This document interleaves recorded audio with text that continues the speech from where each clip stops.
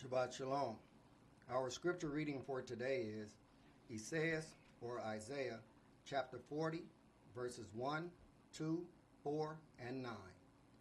Comfort you, my people, says your Elohim. Speak you comfortably to Jerusalem, and cry unto her, that her warfare is accomplished, that her lawlessness is pardoned. Every valley shall be exalted, and every mountain and hill shall be made low. And the crooked shall be made straight, and the rough places plain. O Zion, that bringeth good tidings, get thee up into the high mountain. O Jerusalem, that bringeth good tidings, lift up thy voice with strength. Lift it up, be not afraid. Say unto the cities of Yehuda, behold your Elohim. Shabbat Shalom, family. Our selection today, Trying to Get Home.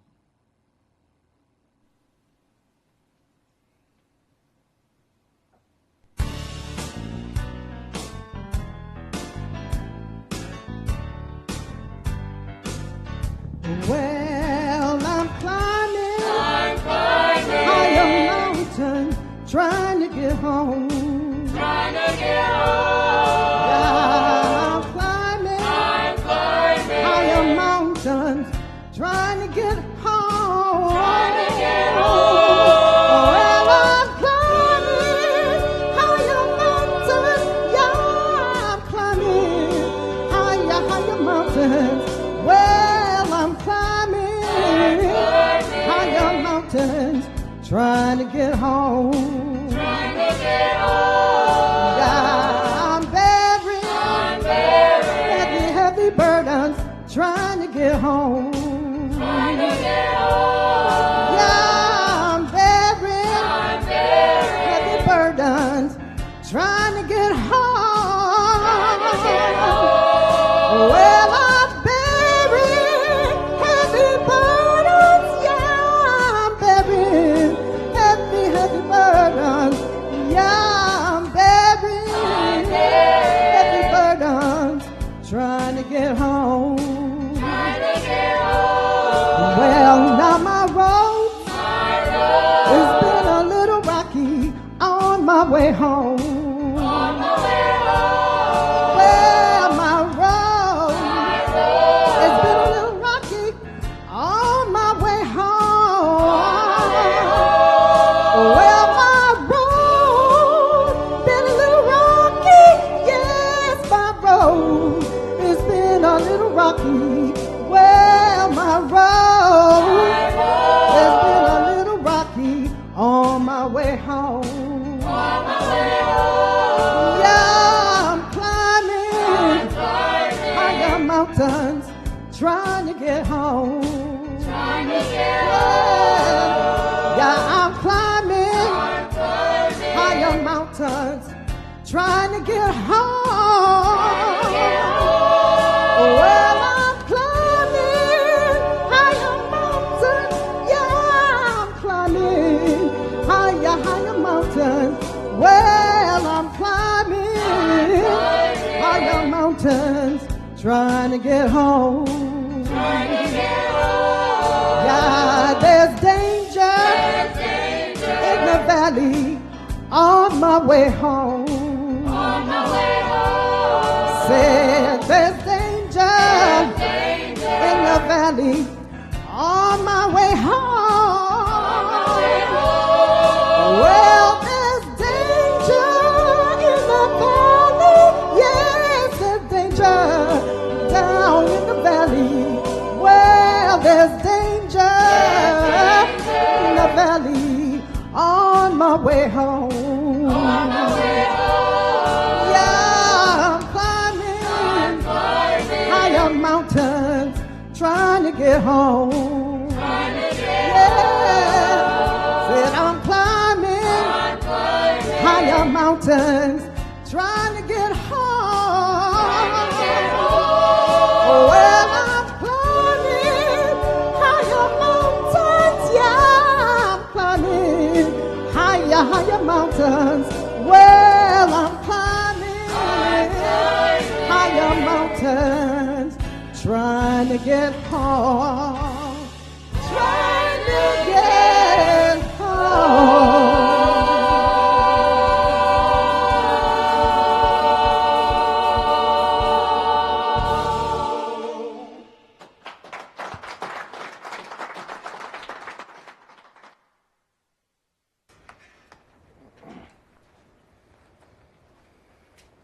The oracles of the UCI.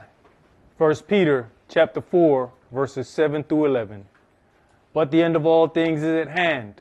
Be you therefore sober and watch unto prayer. And above all things have fervent love among yourselves, for love shall cover the multitude of sins. Use hospitality one to another without grudging. As every man has received the gift, even so minister the same one to another as good stewards of the manifold grace of Elohim. If any man speak, let him speak as the oracles of Elohim. If any man minister, let him do it as of the ability which Elohim gives, that Elohim in all things may be glorified through Yeshua the Mashiach, to whom be praise and dominion forever and ever. Amen. Ephesians chapter 4, verses 29 through chapter 5 and verse 4. Let no corrupt communication proceed out of your mouth, but that which is good to the use of edifying, that it may minister grace unto the hearers. And grieve not the Holy Spirit of Elohim, whereby you're sealed until the day of redemption. Let all bitterness and wrath and anger and clamor and evil speaking be put away from you with all malice. And be you kind one to another, tender-hearted, forgiving one another, even as Elohim for Yeshua's sake has forgiven you. Be you therefore followers of Elohim, as their children, and walk in love, as the Mashiach also have loved us, and has given himself for us an offering and sacrifice to Elohim for a sweet-smelling savor. But fornication, and all uncleanness, or covetousness, let it not be once named among you as becomes saints. Neither filthiness, nor foolish talking, nor jesting, which are not convenient, but rather giving of thanks. Ecclesiastes chapter 5, verses 1 and 2. Keep your foot when you go to the house of Elohim, and be more ready to hear than to give the sacrifice of fools, for they consider not that they do evil. Be not rash with your mouth, and let not your heart be hasty to utter anything before Elohim. For Elohim is in heaven, and you upon earth. Therefore, let your words be few. Exodus chapter 23, verses 20 and 21. Behold, I send an angel before you, to keep you in the way, and to bring you into the place which I have prepared. Beware of him, and obey his voice. Provoke him not, for he will not pardon your transgressions, for my name is in him. Revelations chapter 3, verses 20 through 22. Behold, I stand at the door and knock. If any man hear my voice and open the door, I will come into him and will sup with him, and he with me. To him that overcomes will I grant to sit with me in my throne, even as I have also overcame and am sat down with my Father in his throne. He that has an ear, let him hear what the Spirit says unto the churches. All right, Shabbat Shalom. Shabbat Shalom. Which is peace on Yahweh's holy Sabbath day. Welcome to another holy convocation that Yahweh has enjoined unto us here in this body of Yeshua. Now, the title of today's sermon is The Doubled Mind of Instability. And a lot of us would automatically say, that's not a problem that I would ever have. And we don't consider that there was a problem with us day one. Yahweh said, I'm going to make man. It says, let us make man in our image. The problem already is they're not made of flesh. So we automatically have an issue. Because the spirit, this is why we were told, don't make any images to try to make something to represent Elohim. You're trying to make an image of something that is a spirit. So now he made a box, if you will, this body to hold the spirit. It is the spirit that was made like him. He breathed into us, and then this empty box became a spirit. You have to understand that this body is like the car that drove you here. You are not the car. The car is just the vessel that moved you. We spend all of our time dealing with the car. Whenever some feelings are hurt, we deal with that within the vessel of the car, not understanding it is the consciousness of the spirit that is you. No matter what happens to the part of the body, once the spirit of breath stops moving, the entire box dies. The vehicle is no longer useful. But then in turn, the evil spirits also know that, hey, to be usable in this realm, it needs to inhabit one of these bodies. So it looks for something that it can take over. We never consider that when we say, let us make man in our image. We keep picturing Elohim as in this body.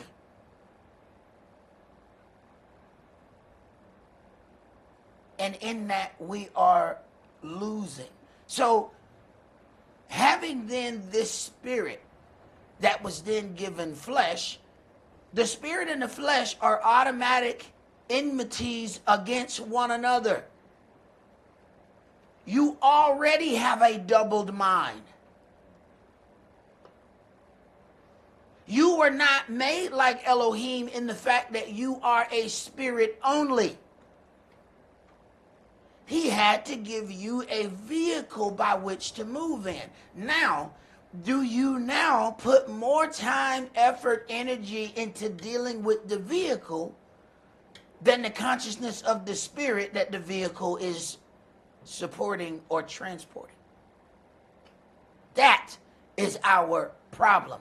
That is our issue. And every last one of us have that issue. Now, what we're going to do further is now going to complicate that issue. Every other thing that we get off into now magnifies this issue between spirit and flesh that we already had to begin with. Now, the daughter of Babylon helps push us into an unstable double mind. Now, and we watch these things all the time and we don't really consider the purpose. Now, the purpose of a commercial is to change your mind about a subject. The stronger your convictions are, the harder it is to change your mind. Babylonian business thrives on changing the minds of its consumers. Goods are placed in movies to convince the onlookers that this product is appealing to the masses, so you should release your convictions and use the product as well. This system is called product placement. Companies pay enormous prices to place their products in areas where it is most likely to change the minds of potential customers. The adversary, the devil, attempted to change Yeshua's convictions with his earthly promises. He even used the truth, took it out of context, and used it as a vehicle to attempt to change the mind of the anointed one. I want to start at Matthew chapter 4. And let's read verses 3 through 11. So we can understand just how powerful some of these commercial images are. They have a design. You have to consider, if somebody, like the going price was something like $2 to $3 million for a 30-second ad during the Super Bowl. And every year it goes up. So at first it was $1 million. Every year it goes up. Why would anybody pay $3 to $4 million for 30 seconds? What are they attempting to do in those 30 seconds? They believe that they can change your mind in 30 seconds. Do you understand how, first of all, it is that is powerful and arrogant. They say that they are so good. In 30 seconds, your mind is going to completely change by what they're about to show you. And then everybody jumps on the bandwagon, so each one of them believe that in 30 seconds, they can change your mind. Think about that. They believe that we are so unstable that in 30 seconds we're going to completely change what we were just about. But they've been working on us for a long time. How did they get this arrogance? Arrogant about it? Success. They have realized that they have been successful. So now they can spend more and more money on those 30 seconds. Some of us have no idea why after certain commercials, I just feel like I want to go get McDonald's. But that was the third McDonald's commercial you saw.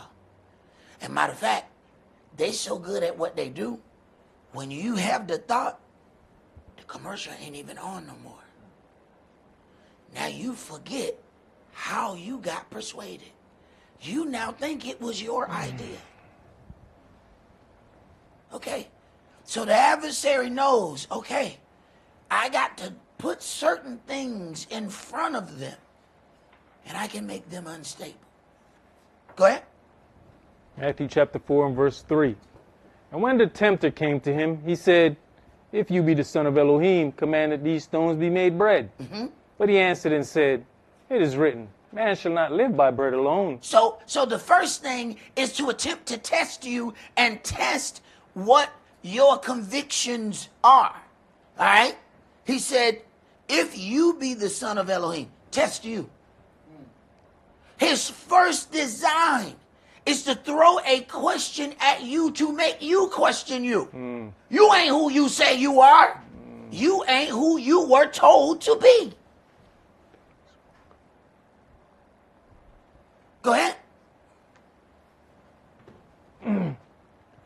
Man shall not live by bread alone, but by every word that proceeds out of the mouth of Elohim. Mm-hmm.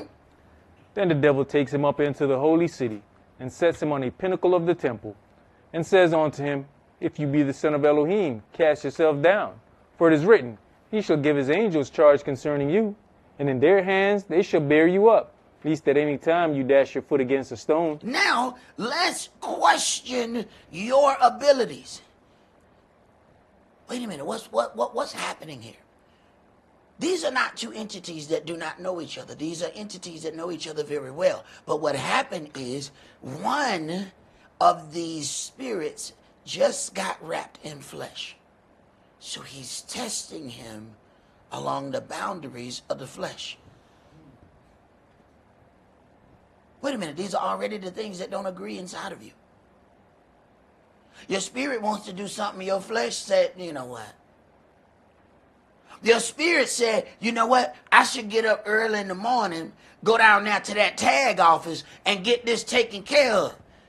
Your flesh said, you know what? We did stay up late yesterday. What do you think that is? That is your spirit and your flesh warring against each other, and it does it every day. Your spirit said, you know what? I shouldn't hang out with Pook and them today because I heard they was going to be up to no good. Your flesh said, you strong. You can handle it. Wait. Testing your abilities. Now it's testing what he said. Throw yourself off this cliff here, right? Okay. So he then wants to push you to test your abilities. Yes, sir. No, it's design in this attack. He's just not saying some stuff. Pay attention to the design. He needs you to question you, and then he needs you to question your abilities. That's a spirit versus flesh war.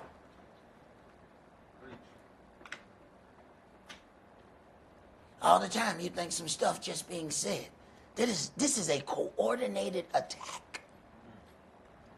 Go ahead, brother. You know, Elder, with this whole war that's going on with the flesh and the spirit, you know, we'll take time out and go to the gym, to exercise, to build up the flesh, strengthen the flesh. Yeah, we're working on the car. Right. Right, we're working on the car that drove us down. But we do nothing to exercise and strengthen the spirit. Nothing whatsoever. See, but ain't that us? We'll put some 20s on the car, but won't do nothing about the brakes. Come on. We didn't realize that bigger rims need bigger brakes. So we look good as hell until it's time to stop. And we realized we just went right past that light. They said, why you run the light? I tried to stop. Wait a minute. So when you put the rims on now, you didn't put the big brakes. I didn't put the big brakes.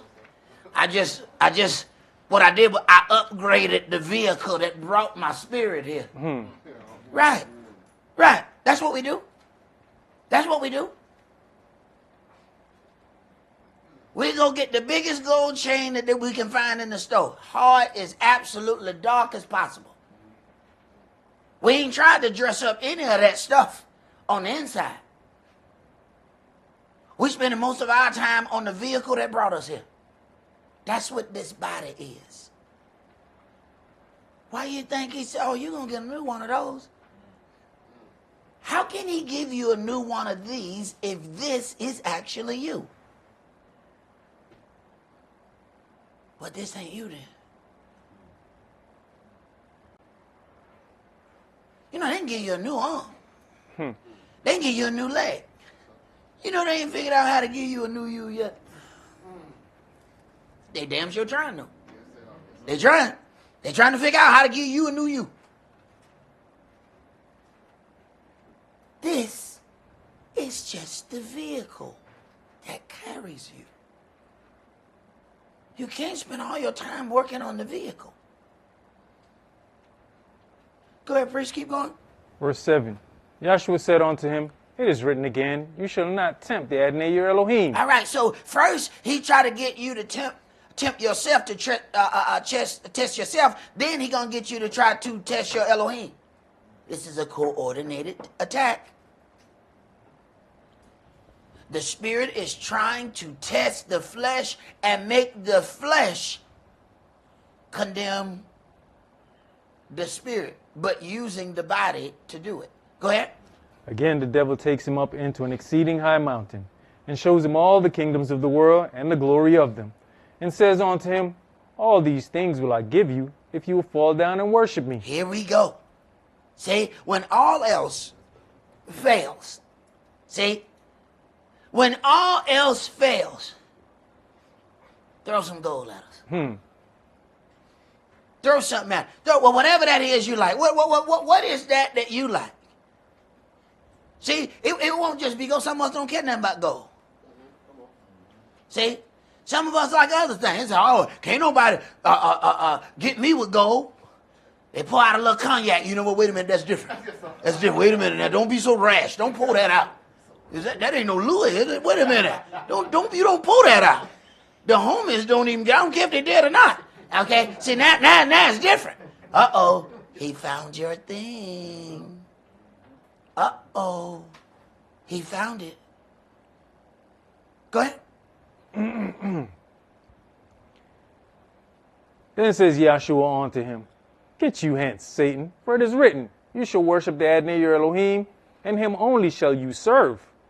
Then the devil leaves him alone.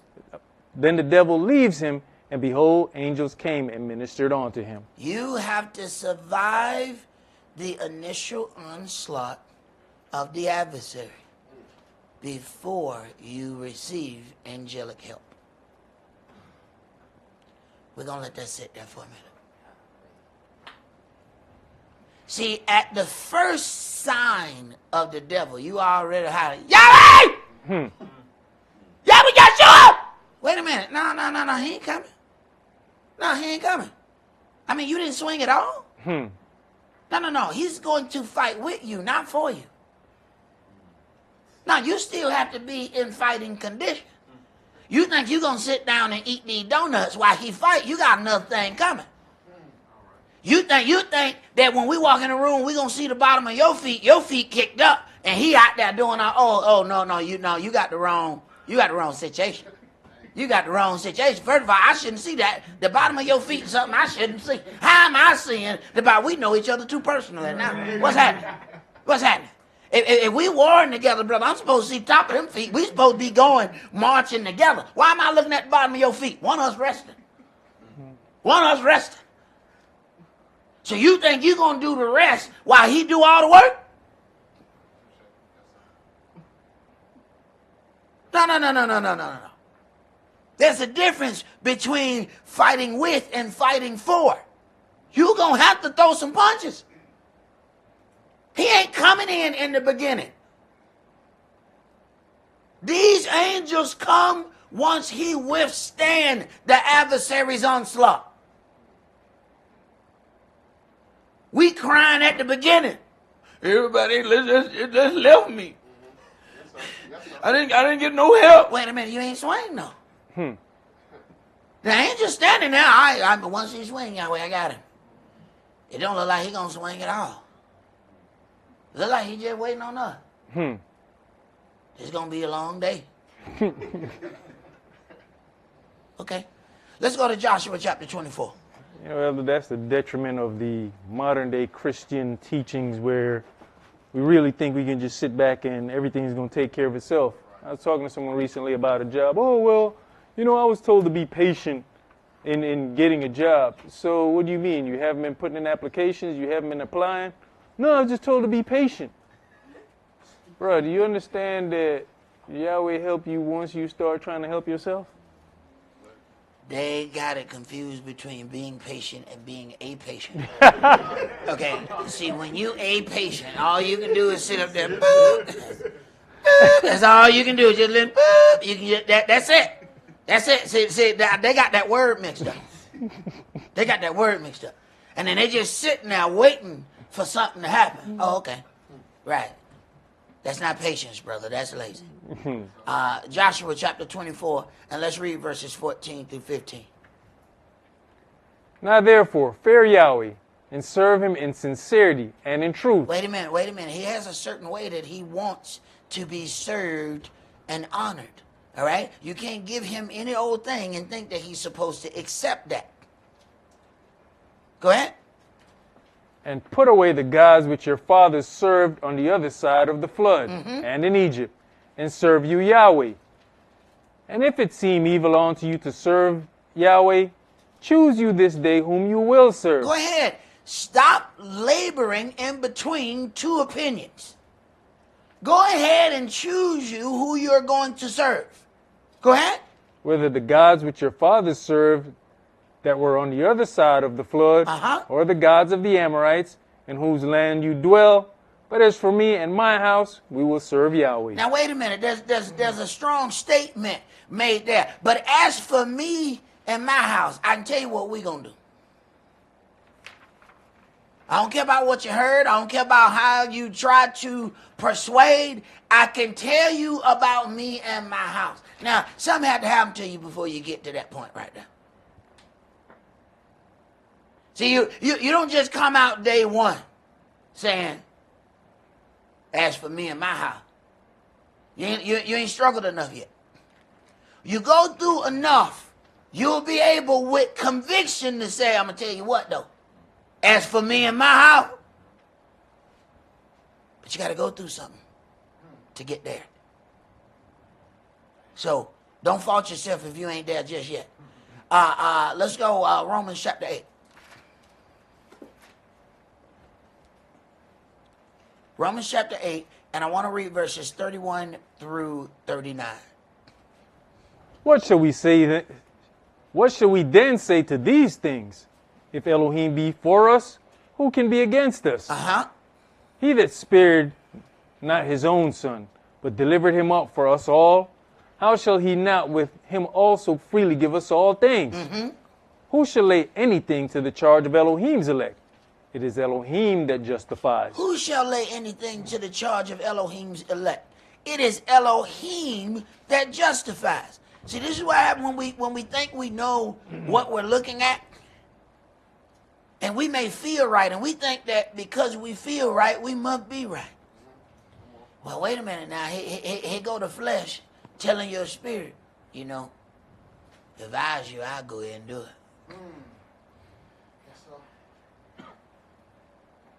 Here's that war again. See, the flesh don't really abide by any reasoning. The spirit reasons. The spirit says, we got gas south due on the 12th, and we got Georgia Power due on the 15th.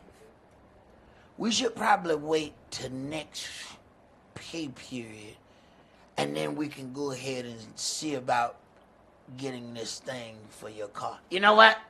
No, I won't. I think we should get this thing for the car right now. See, the flesh said, you know what? The hell with the spirit consciousness. The flesh said, look, man, it's right here. I can say, all you got to press, add to cart. That's all you got to do, man. It's right here, man. Press, add to cart, man. Come on, man. Don't listen to him. You can't even see him. You can feel me. Touch the other arm. And then you feel that? All right, then. Press, add to cart. That's all you got to do, man. This thing going to be over. They already got your card number. They got the card number. It's there. Okay. Go ahead. Who is he that condemneth? It is Yeshua that died, yea, rather, that is risen again, who is even at the right hand of Elohim, who also makes intercessions for us. Mm-hmm. Who shall separate us from the love of Yeshua? The adversary, the devil, trying to. He's trying to separate you from that love. And if you let him, he'll use anything that you put above Yahweh. He'll use that to separate y'all. Now here it is, Yahweh will give you the desires of your heart. The adversary, the devil, will turn around and try to get the same desires to separate y'all. Now how you make the thing that he gave to you and you use that to separate y'all? Go ahead. You know, I wonder if when the books are open and you're sitting at a judgment seat and they look and say, okay, well, you're going to find along here. Because we all have strength that the adversary knows that if we make it on the other side, that strength is going to become his problem to deal with. Most definitely. So now you looking and they go down and say, you know, right here is where you lost your salvation. Because you allowed this little schism to get in and you turned back. If they open it up and show us on that day, how many people are going to be heartbroken? I don't think at that point ain't no need to worry about your heart. There's something else about to be broke. Yeah. At that point, you know what I'm saying? You had a time to be heartbroken. That was the time to repent. The problem is our heartbreak is happening too late. Your heartbreak is supposed to happen earlier. But see, we're so damn tough. We got to present ourselves as so tough that we can take anything. And you're supposed to take that heartbreak and change. But we constantly try to act like we don't care about something. Ain't that worse than the dude whose heart is broken and everybody know it except him? I don't care nothing about that girl.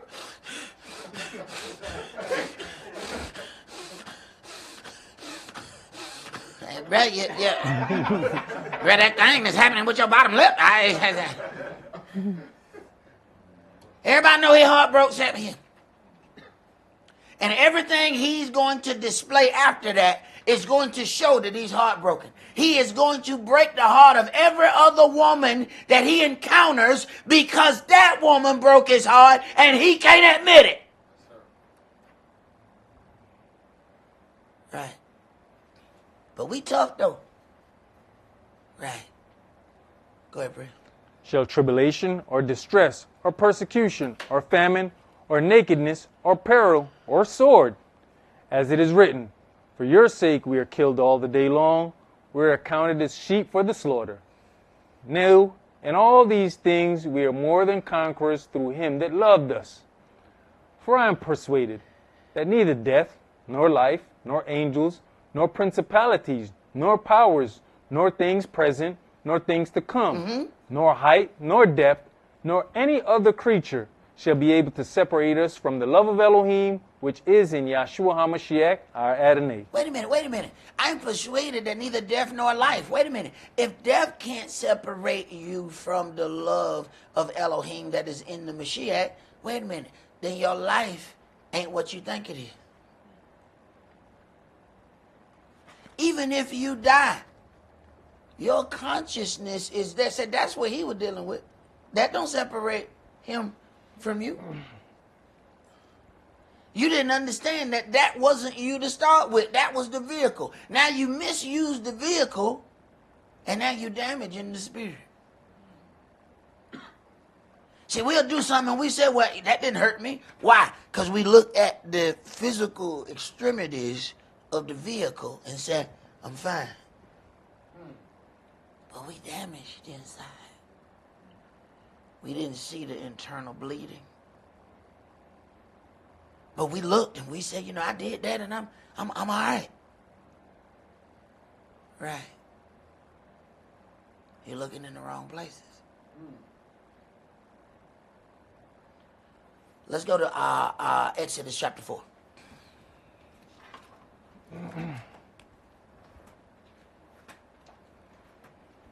Now the problem is the adversary of the devil understands all this already.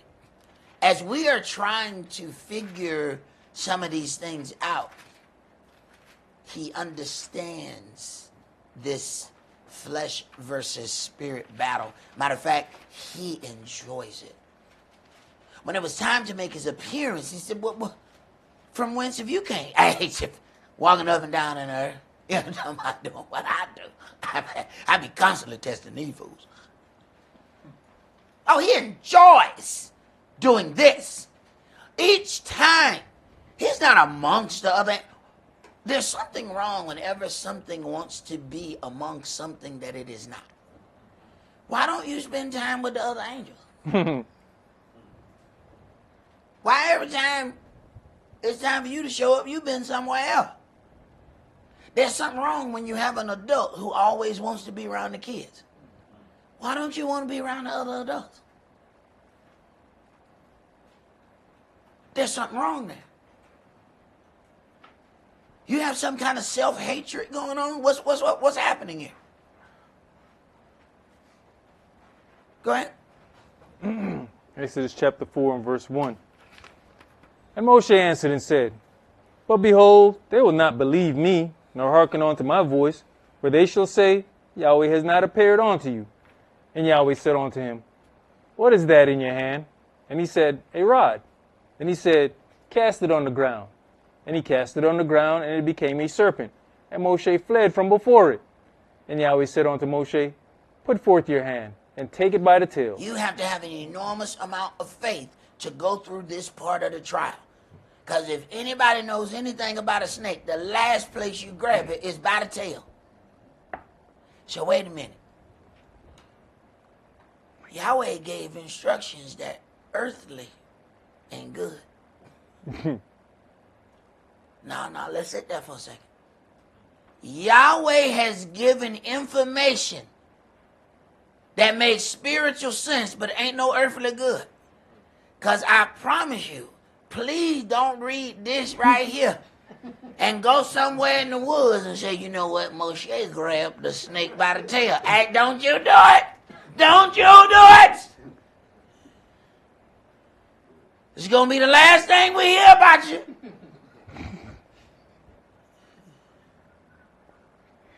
This advice is spiritually strong, but it's earthly weak. Do not try this at home. Keep reading. At this point, y'all would be upset. What they be saying 2 hours later? Man, bro, me and that snake will be where we going by the time I'll be already in Egypt. Didn't I tell you to grab the snake? Now, I've been thinking about it. Me and him been walking. Hey, that's how everybody. You know what's wrong with somebody when they win every situation? This is when you know you in front of some falsehood. You won every fight, every trial. You never failed any of them. You got to be the biggest personality in the room at all times. Oh, that's fake. Ain't nobody won every fight. Matter of fact, it's the fight you lost that you learned the most from. You ain't never lost now? Well, I can tell you don't know nothing. You won every trial? I can tell you don't know nothing.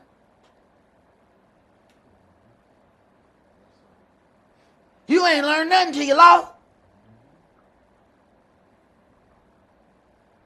Keep reading. And he put forth his hand and caught it, and it became a rod in his hand. that they may believe that Yahweh Elohim of their fathers, the El of Abraham, the El of Esaac, and the El of Jacob, has appeared unto you. And Yahweh said furthermore unto him, Put now your hand in your bosom. And he put his hand into his bosom. And when he took it out, behold, his hand was leprous as snow. Leprous as snow. They will not perform this miracle on any of the Hollywood movies. Why? Why we'll see all the plagues of Egypt. They show us the flies, the frogs, the blood water. They show us everything.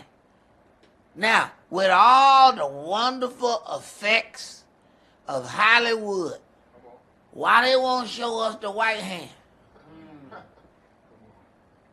Because they know after that they got to show us the black hand. So to keep from showing us the black hand, they got to not show us the white hand. Because see, when it turned white as snow, it got to turn back something. Now, how Hollywood going to do it? So they're going to make one ivory and then one regular white. One white as snow and then one just white. Wait a minute. So you got white and then just white? Wait a minute. How you doing this, Hollywood?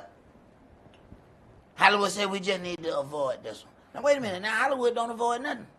They'll show you gruesome murders. They'll show you heads getting blown off, cut off. They'll show you everything. But somehow, they said this was too provocative. Wait a minute. This is going to take the rating up? We'll lose the PG-13? If you show the white hand going black? Uh-oh. But you just can't show the white hand going black. You got to show the black hand going white and then the white hand going back black. So that black square, that's just too much damn blackness. You can't show you that. That's got to be rated R. Right. Go ahead. Verse 7. And he said, Put your hand into your bosom again. And he put his hand into his bosom again and plucked it out of his bosom. And behold, it was turned again as his other flesh. So the only thing that turned Snow White was his hand. I need you to pay attention. It said as his other flesh. So when he put his hand in there, the only thing changed was the hand. The rest of the body was still whatever color it was. Okay. Go ahead. And it shall come to pass, if they will not believe you, neither hearken to the voice of the first sign, that they will believe the voice of the latter sign. And it shall come to pass, if they will not believe also these two signs, neither hearken unto your voice, that you shall take of the water of the river, and pour it upon the dry land, and the water which you taketh out of the river shall become blood upon the dry land. And Moshe said unto Yahweh, O my Adonai, I am not eloquent, neither heretofore, nor since you have spoken unto your servant, but I am slow of speech, and of a slow tongue. And Yahweh said unto him, Who has made man's mouth? Or who makes the dumb, or deaf, or the seeing, or the blind? Have not I, Yahweh? Now therefore go, and I'll be with your mouth, and teach you what you shall say. And he said, O my Adonai, send, I pray you, by the hand of him whom you will send. Now, you need to be, a lot of times we'll watch something, and we'll use that to present our plea. You need to make sure that you have a certain relationship with Yahweh before you do all this talking.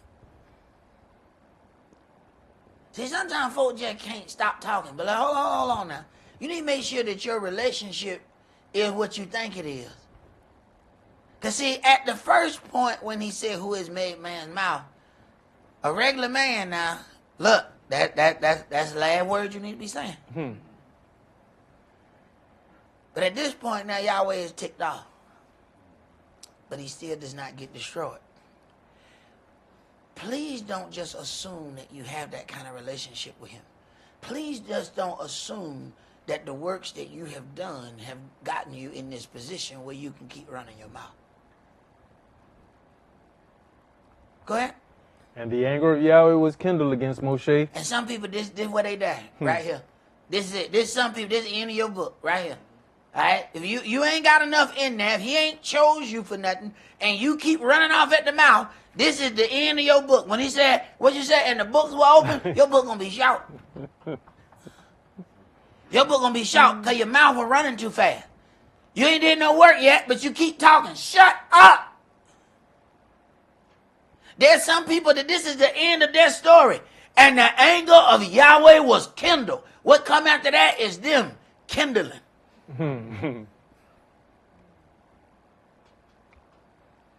You better make sure it's some stuff that you put down before in your book it says, and the anger of Yahweh was kindled. At some point, you're going to take Yahweh out. I guarantee you. It's because of this vehicle you in. You're going to take him off sooner or later. You might want to put as much stuff in between you and the kindling of his anger as possible. Go ahead. And he said, is not Aaron the Levite your brother? I know that he can speak well. And also, behold, he comes forth to meet you. And when he sees you, he'll be glad in his heart. Now understand now, at this point, look at what kindled the anger of Yahweh. The anger of Yahweh was kindled against Moshe. All he said was, I'm slow to speak. Tell me who you going to send with me. He already asked for somebody. Yahweh said, have not I made your mouth? He still asked again. That was enough to make Yahweh angry. Now, he spoke again, and it kindled the anger of Yahweh. Y'all know we done way more than that, right? Think about the things that you have done. And if that kindled his anger, what was his anger doing when you did whatever that was you did?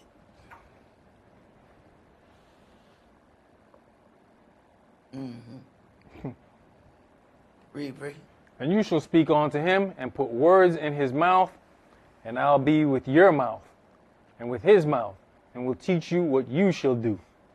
And he shall be your spokesman unto the people, and he shall be, even he shall be to you instead of a mouth, and you shall be to him instead of Elohim. Now, this is why he got himself in trouble so quick listening to his sister. You know, man claimed to be man, but Miriam was a master of all things, because she was able to, when you get it, says the women were following her. She was able to do some things here. Well, Yahweh, the whole purpose of Aaron is to be a mouth for Moshe. How do you then turn around to become a mouth against Moshe? You forgot your purpose. All it takes is a little bit of time, and we think that we are there on our own accord. We forget the purpose for the which we have been called. And we think that we are the purpose. Then that mouth starts running differently. No. His whole salvation is to be a mouthpiece for his brother. He then used that mouth to speak against the brother. But you got to understand, he was then persuaded by the sister. Wow, now the dynamic gets interesting. And this is the older sister. This is the sister who helped the boy, put him in the water, who oversaw him going to the Egyptians. So she kind of feel like she's responsible for his position. See, I've been in a situation like that. You know, my brother, my mama's son, oh, he loved me. But nobody did more harm to me than my brother. He had that pit bull love. He loved me, but he didn't want nobody else to love me. And if it looked like you were getting too close to me, that pit bull would he'll latch on to your leg. You're going to learn you ain't coming over here no more. I was like, but brother, I liked him. He wasn't good for us. What the hell you mean us? He wasn't good for us. It took me a minute to figure out why I keep getting these maimed people close to me. oh, my brother's doing this. The one who loves me. But he got different kind of love. As much as I love my brother, try to turn Kish against me. And then try to turn Kish, me and Kish against each other on both ways. We got to the point we would take notes on the call. I said, I think you're about to get a call. I said, right now I think he's smoking a cigarette. But you're about to get a call. And when you get that call, I'm pretty sure I'm going to be to blame for everything in your life. Kish said, why would you think that? I said, because you was just to blame for everything of life. I'll be damned. He called me in about an hour and a half. You was right. You to blame. Right. See, everybody don't love the same. See, now we let the flesh is now controlling the spirit part, and it actually believes that it is the main focus. It forget that it's just the car. It think it is it. Aaron let his sister convince him of something other than what his calling was. You are called to be a voice for your brother. Do not use the very reason that you even have salvation. You took that and used it oppositely. Go ahead. And you shall take this rod in your hand, wherewith you shall do signs. And Moshe went and returned to Jethro his father-in-law, and said unto him, Let me go, I pray you, and return unto my brethren which are in Egypt, and see whether they be yet alive. And Jethro said to Moshe, Go in peace. And Yahweh said unto Moshe in Midian, Go, return into Egypt, for all the men are dead which sought your life. And Moshe took his wife and his sons, and set them upon an ass. And he returned to the land of Egypt, and Moshe took the rod of Elohim in his hand. And Yahweh said unto Moshe, When you goeth to return into Egypt, see that you do all those wonders before Pharaoh, which I have put in your hand. But I'll harden his heart, that he shall not let the people go. And you shall say unto Pharaoh, Thus says Yahweh, Israel is my son, even my firstborn. And I say unto you, Let my son go, that he may serve me. And if you refuse to let him go, behold, I will slay your son, even your firstborn. And it came to pass by the way in the inn, that Yahweh met him and sought to kill him. So after all of these great things, he's telling him how he's going to succeed. He tells him what he's going to do. And now there's a problem. Now he has just sought to kill him. Now, is Yahweh double-minded? Why would you tell me all these good things and then turn around and try to kill me? No. You already have had instructions on something, and your grace period is up. See, Yahweh don't just come out of nowhere. No. You understand the instructions. See, this would be me walking next to the snake. Didn't I tell you to grab it? You done got as far as you gonna go without taking care of that business. Your grace has ended in this. Go ahead. Then Zipporah took a sharp stone, and cut off the foreskin of her son, and cast it at his feet, and said, Surely you're a bloody husband are you to me. So, what was happening in between verse 24 and 25 was the hesitation of his wife. See, everybody said they want to have a wife and a family and all of that. You got to be able to handle all that stuff that you're asking for.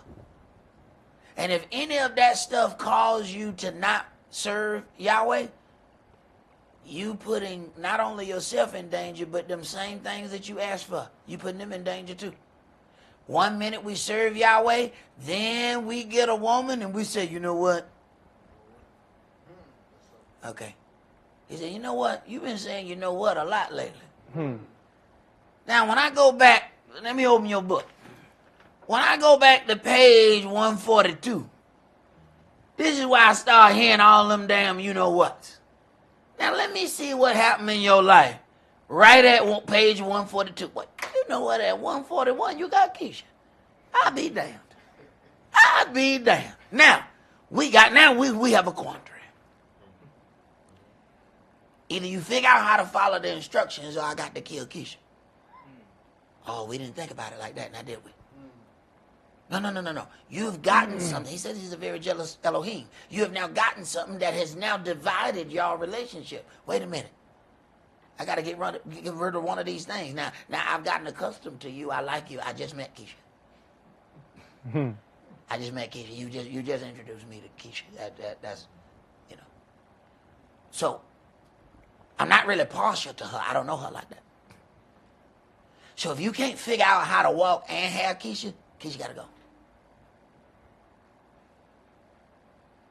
We don't even consider that we may be putting other people's lives in danger.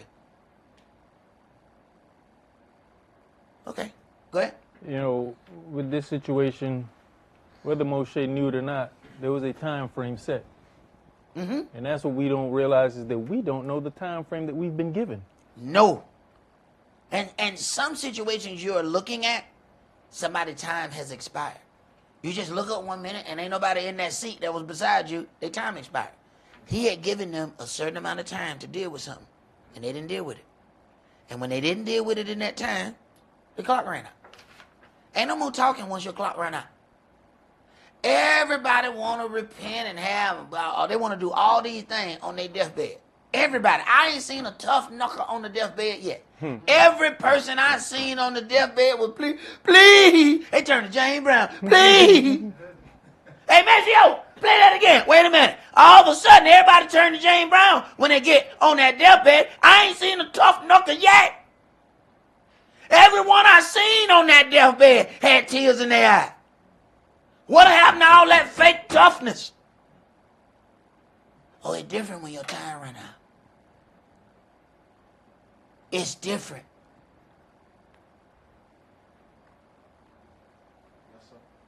Go ahead. So he let him go.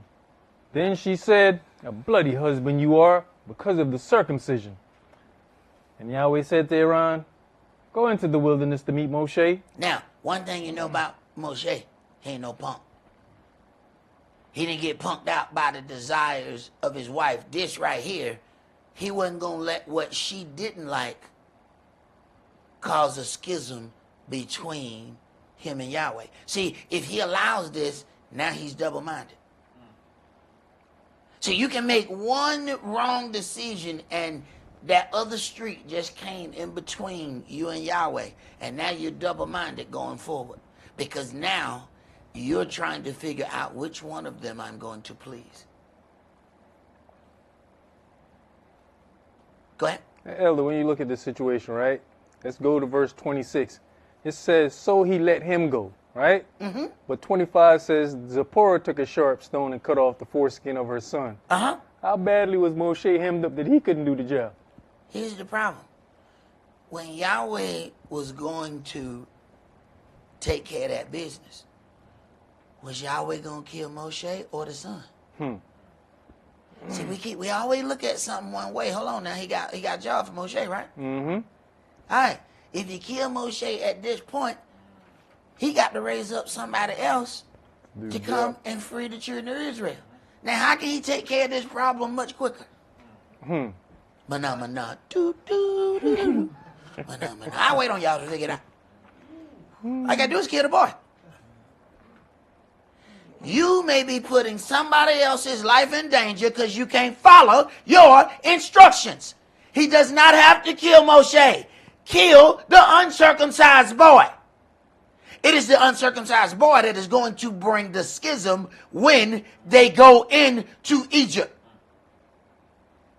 All they got to do is kill the boy. We never consider that.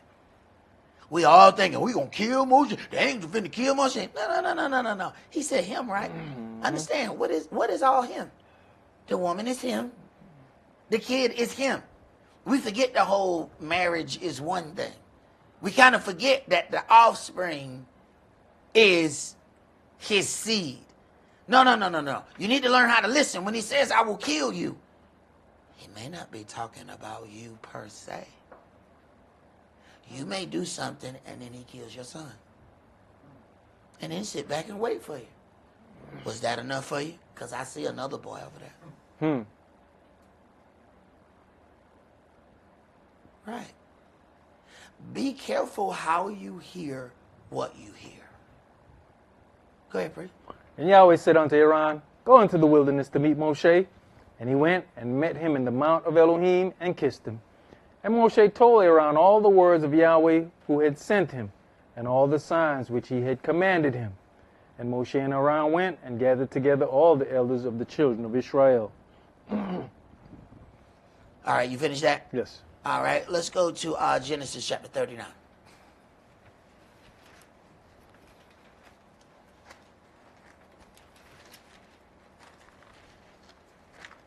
See, the adversary wants you to be double-minded. He can control you better. He can move you.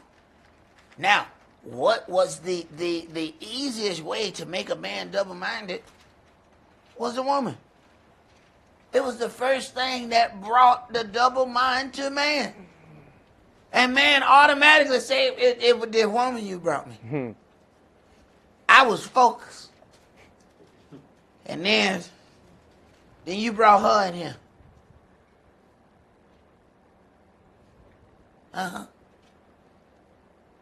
Man automatically trying to find some blame for his double mind. But what happened was, man has the physical strength to fight certain things. But that woman, she was different.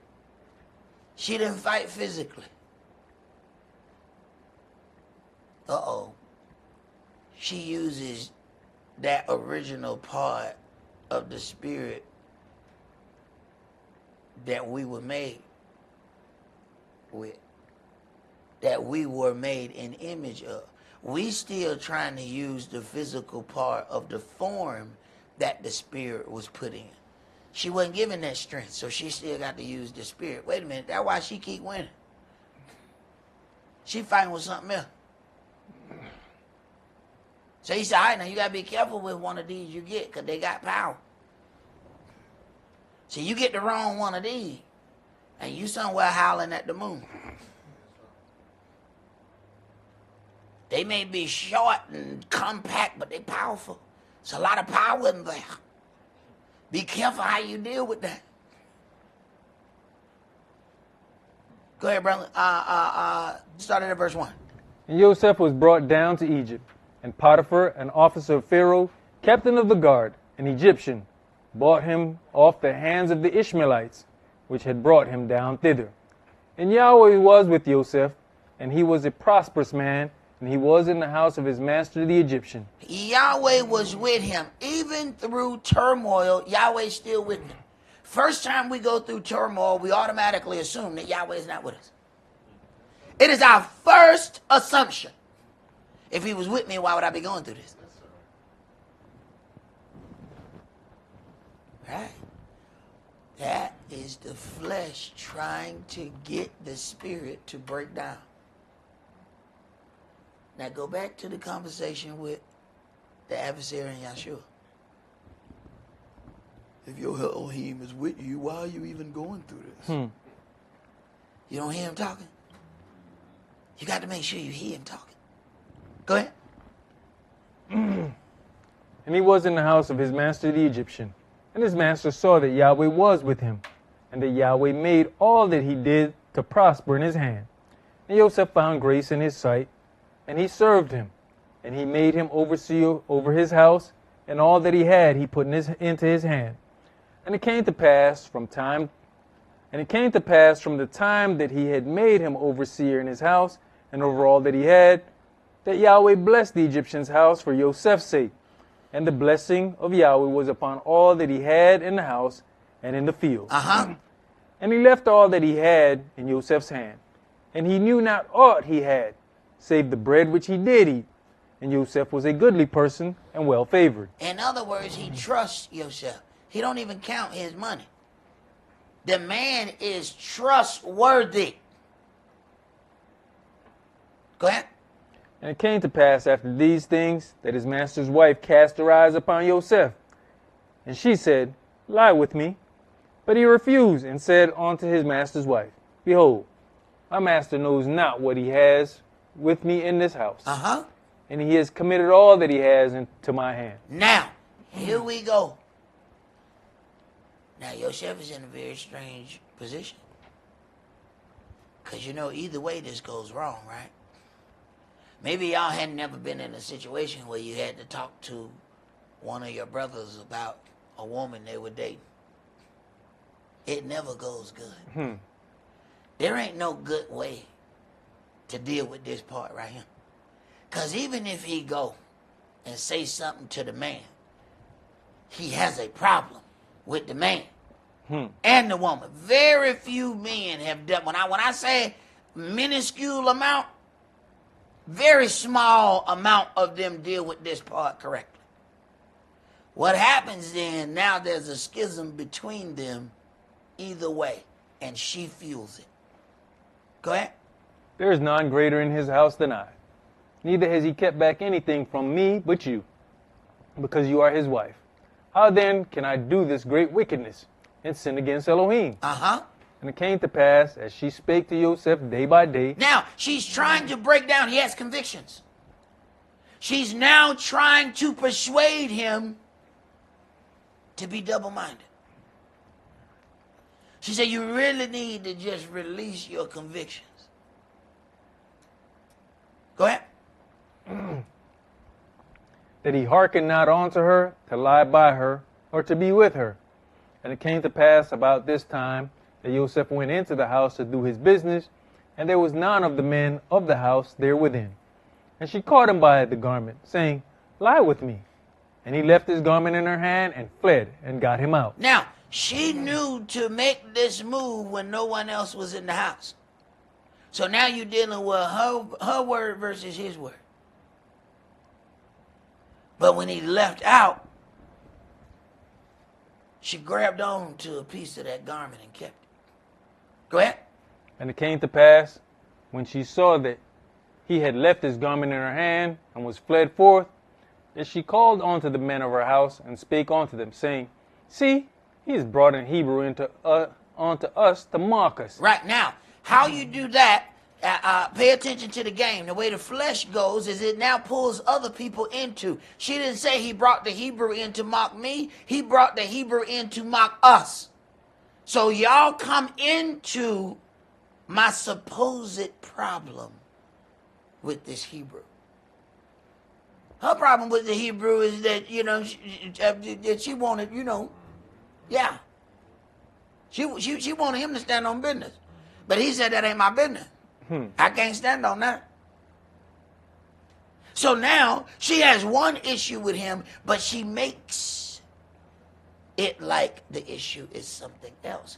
And she encourages other people. This is the same thing we do when we go and tell people things. We're trying to encourage those people to come along with us in our so-called anger against this other individual. But they're not telling you the real reason that they have a problem with that person. She says to mock us. No. That ain't your problem. Go ahead. He came in unto me to lie with me, and I cried with a loud voice. And it came to pass, when he heard that I lifted up my voice and cried, that he left his garment with me, and fled and got him out. And she laid up his garment by her until his master came home. So now she believes that she has physical evidence to support her lie. Go ahead.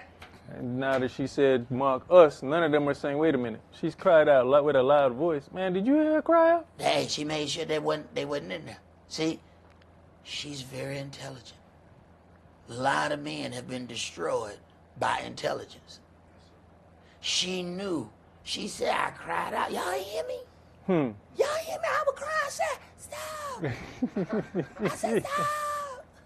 Stop it. Y'all hear me? Right. Right. Go ahead. And she spake unto him according to these words, saying, the Hebrew servant, which you have brought unto us, came in unto me to mock me. And it came to pass, as I lifted up my voice and cried, that he left his garment with me and fled out. And it came to pass, when his master heard the words of his wife, which she spake unto him, saying, After this manner did your servant to me, that his wrath was kindled. Stop. There is no diligent inquiry. He automatically believes the story told by his wife. Herein lies henpecked Potiphar. He is Captain Hen himself. She might well threw some corn and just watch him peck at it. Here go henpecked himself. He ain't checked on nothing. And you'd be surprised at some images that people display of strength and come to figure out they're the weakest one in the room. You mean to tell me with all this power, all this intelligence, henpecked didn't talk to nobody? His wrath is kindled. Wait a minute.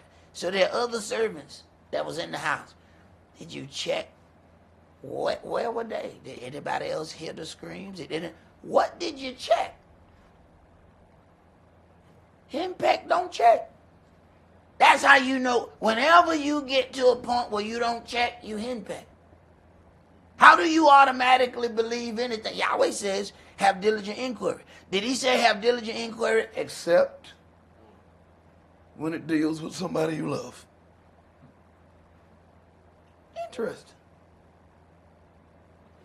Interesting. Keep reading. And Joseph's master took him and put him into the prison. He's automatically, what a trial at? Where is the trial? Where is the jury? Where is the judge? Where are the witnesses? She said, damn it, it must have happened. Because she said it did. Potiphar believed his wife 100%. His wife was a liar. Now here's the problem she has made for his house. This man ain't gonna stay in jail. And when he come out, he's gonna have more power than Potiphar. We never considered that. Go ahead. You know, and it's also a situation where you take the word of one person. Uh-huh. One person brings something to you. Yeah, but that one like two. You just don't understand. You just don't. That's the problem. You don't understand. I mean, even if it's No, you don't even if understand it's not the way the I be wife. feeling. Sometimes be late at night. You don't understand. You just. I try to explain to you, but I don't want you to understand. Okay, all right, okay. Right. I mean, even if it's not one of your household, one person brings something to you, it shouldn't stop there. Nope, it shouldn't. It shouldn't. We read this book and then defy the things that's written in the book and still think we are in the way of the Spirit. Still think we walking in the Spirit. We go over the instructions. You violate the instructions and still think that you walking in the Spirit. Spirit says, make diligent inquiry. He says it in this book over and over. What we do, take one word for it and it must be true. Keep reading. And Joseph's master took him and put him into the prison, a place where the king's prisoners were bound, and he was there in prison. Right.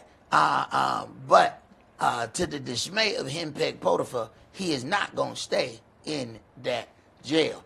The same spirit that drove him to be promoted in that house is going to drive him to be promoted wherever he is. So they try to confine the flesh, but the spirit's still going to shine through. Okay, let's go to 1 Corinthians chapter 4.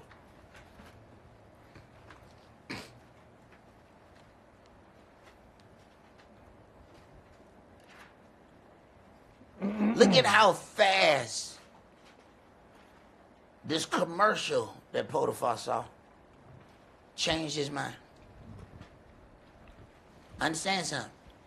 He loved Yosef so much, he promoted him. He believed him so much that he didn't even count his own money. And in one 30-second commercial,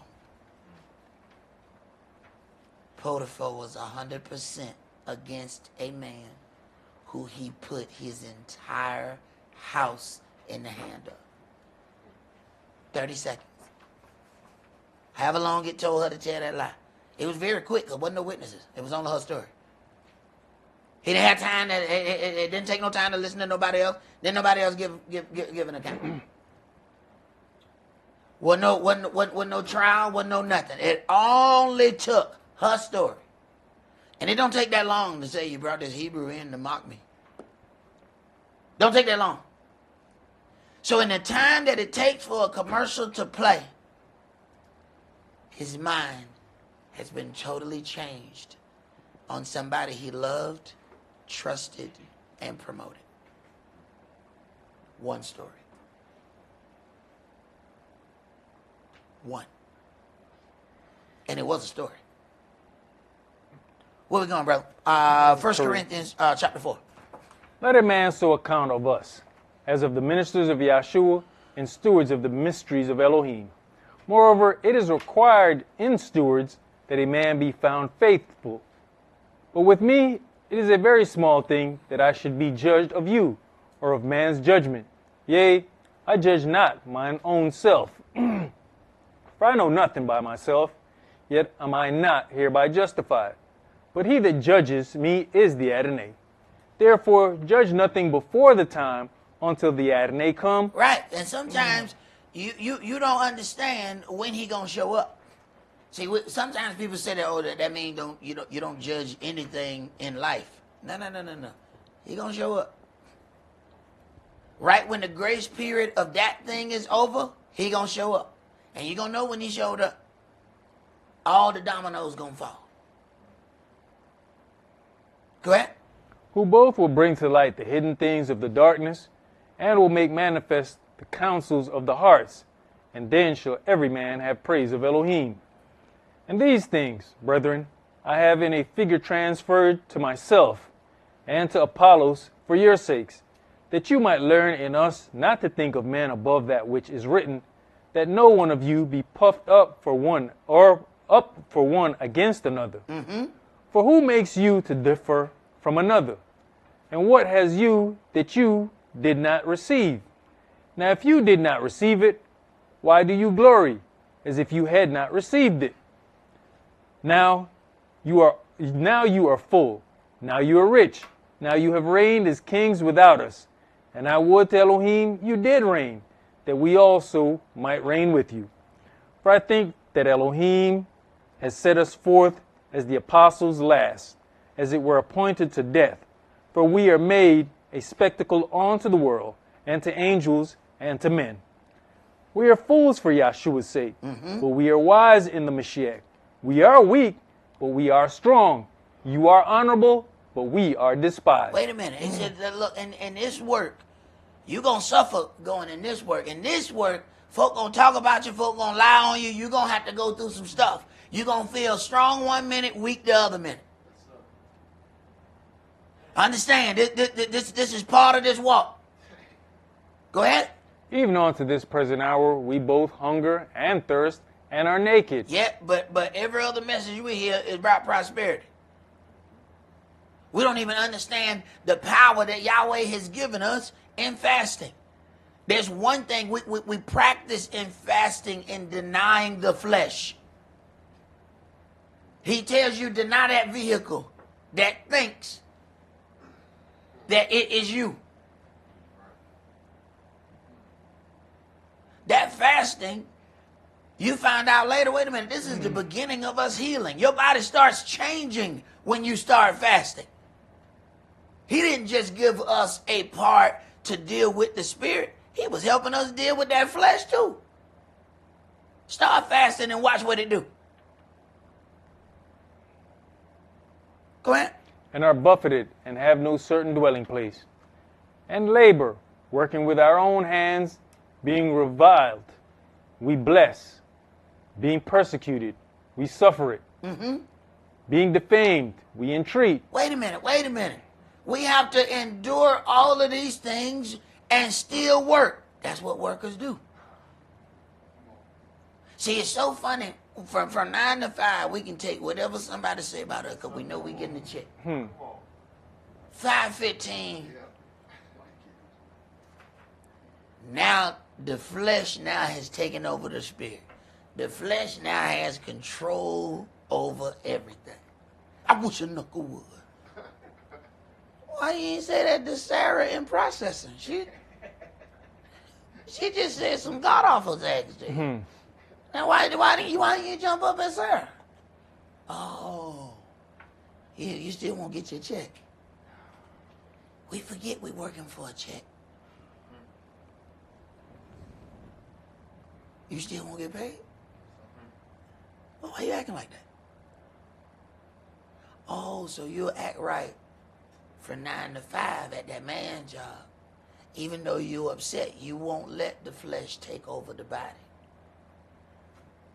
But you'll come to Yahweh house and threaten servants and do all of that. All of a sudden, you won't do none of the stuff that you do from 9 to 5. You are able to refrain your mouth. You are able to refrain. You even wear certain clothing to make sure that Mr. Bob Dabalina don't feel threatened at your presence. But you'll come in Yahweh house and do the opposite of all those things? What do you think you're saying to him?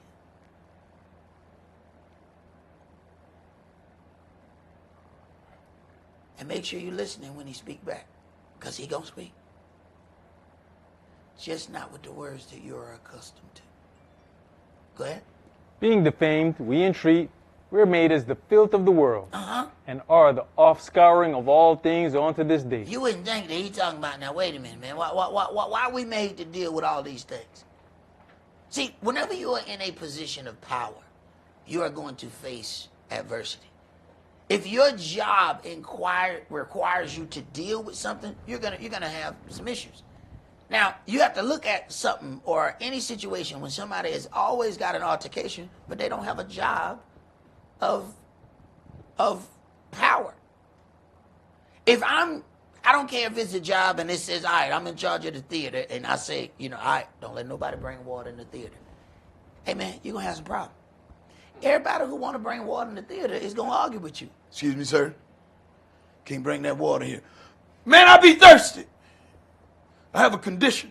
Everybody going to say why they should bring water in the theater. So you're going to automatically have an altercation. But that's just part of the job. We have to remember that the altercation is part of the job. Okay?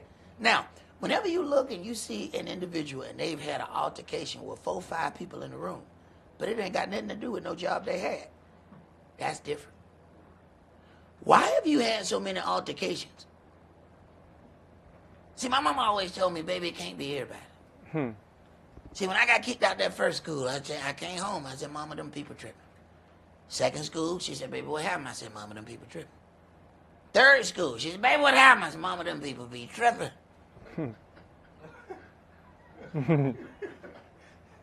Fourth school, she said, baby, what happened? I said, Mama, something be happening. She said, baby, it can't be everybody. I said, you're right, Mama, I be tripping. You know, it's some 50-year-old people that ain't figured out that they be tripping. How in the hell I figured this out at 16? And you got 50-year-old knuckles that still ain't figured out they be tripping. How have you got kicked out of here, out of there? You done lost this, you lost that. You're constantly in a situation of losing, and you ain't figured out you be tripping? I figured it out at Washington County High. Because I didn't live in Washington County.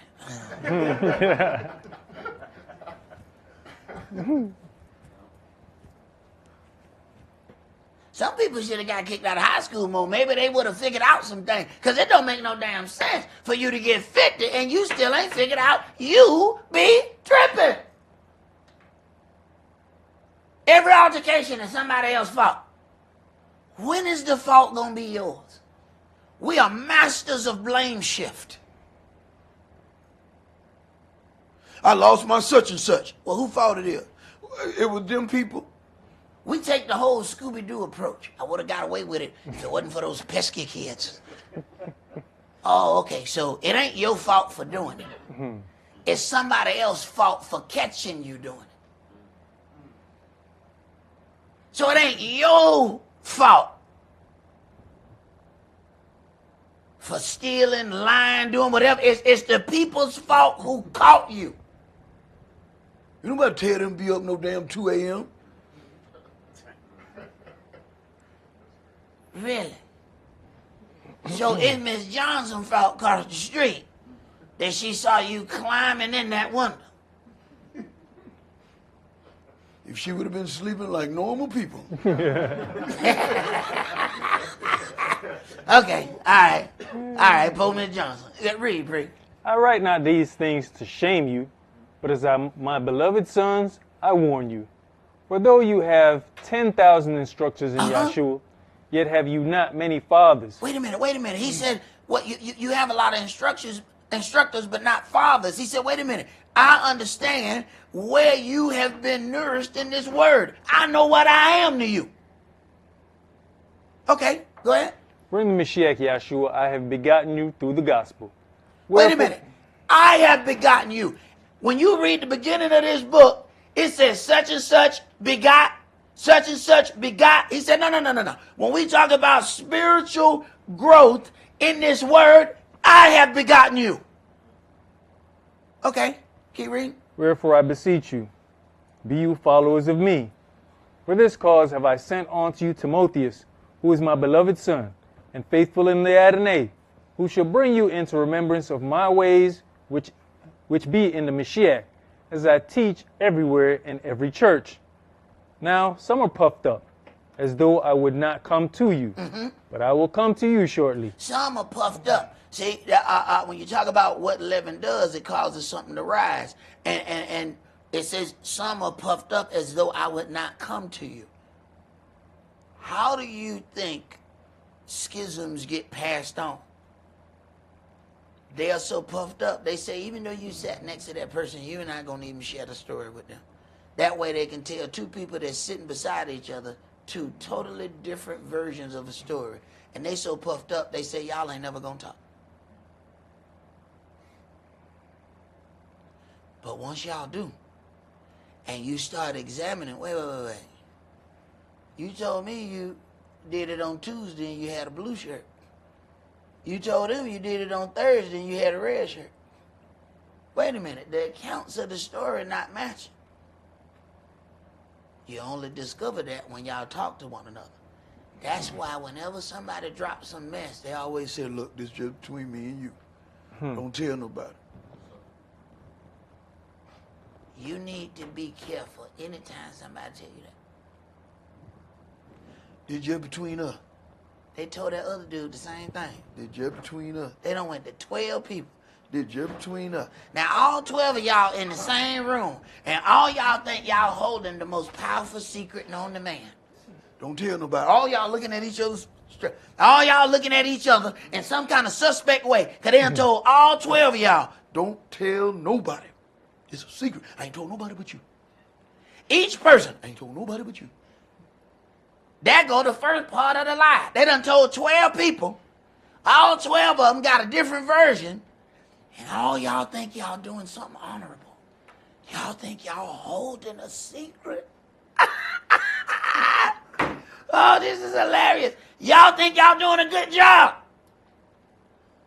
Until you start examining the contents of the story.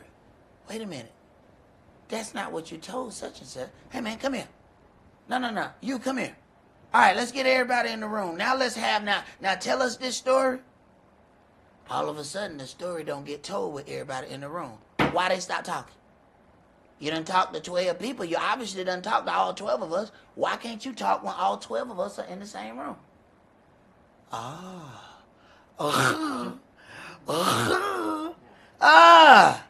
see. Because you got to figure out which one of those versions you're going to tell now. Because if you've told 12 versions and all 12 of us are in the same room, 11 of us about to look at you like you're a fool. So all of a sudden, there's no talk. Pay attention. Go ahead.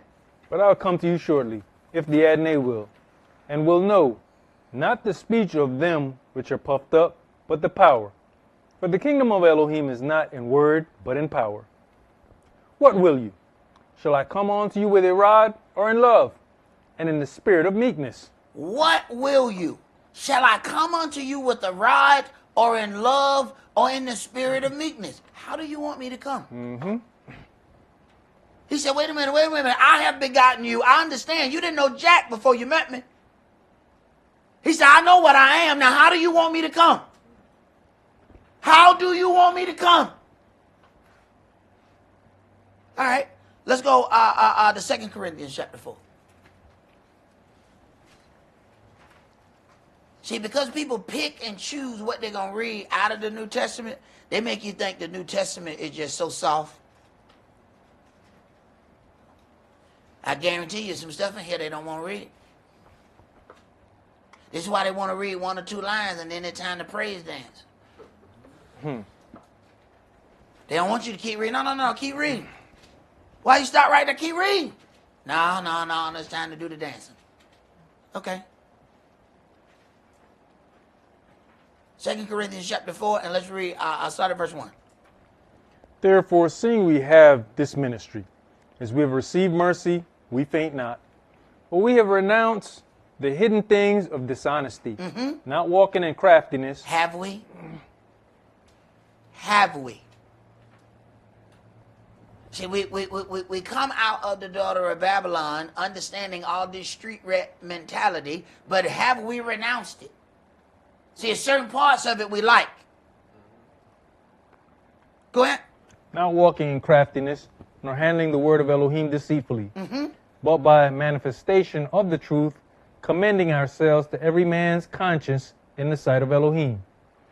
But if our gospels be hid, it is hid to them that are lost, in whom the God of this world has blinded the minds of them which believe not, lest the light of the glorious gospel of Yeshua, who is the image of Elohim, should shine upon them. For we preach not ourselves, but Yeshua HaMashiach the Adonai, and ourselves your servants for Yeshua's sake. For Elohim, who commanded the light to shine out of darkness, has shined in our hearts to give the light of the knowledge of the glory of Elohim in the face of Yeshua HaMashiach. But we have this treasure in earthen vessels, that the excellency of the power may be of Elohim and not of us. We are troubled on every side, yet not distressed. We are perplexed, but not in despair. Persecuted, but not forsaken. Cast down, but not destroyed. Always bearing about in the body the dying of the Adonai Yeshua, that the life also of Yeshua might be made manifest in our body. For we, which live, are always delivered unto the death of Yeshua. For we which live are always delivered unto death for Yeshua's sake, that the life also of Yeshua might be made manifest in our mortal flesh. So then death works in us, but life in you. We having the same spirit of faith, according as it is written, I believe, and therefore have I spoken. We also believe, and therefore speak, knowing that he which raised up the Adonai Yeshua shall raise up us also by Yeshua, and shall present us with you. For all things are for your sakes, that the abundant grace might through the thanksgiving of many redound to the glory of Elohim. For which cause we faint not. For which cause we faint not, even though we're persecuted, but not forsaken, cast down, but not destroyed. We're not going to faint.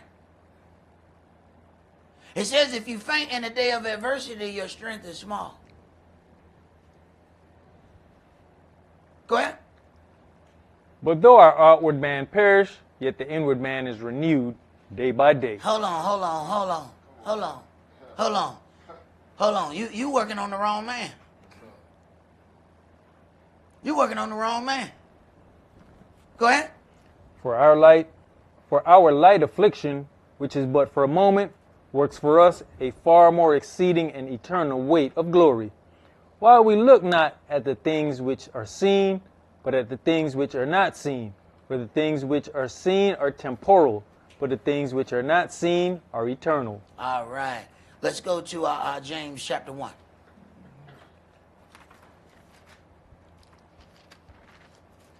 And we're going to read James chapter 1 and start at verse 1. Jacob, a servant of Elohim and of the Adonai Yeshua HaMashiach, to the 12 tribes which are scattered abroad, greeting. My brethren, count it all joy when you fall into diverse temptations, knowing this, that the trying of your faith works patience. In other words, Yahweh has to make you spiritually spar with something.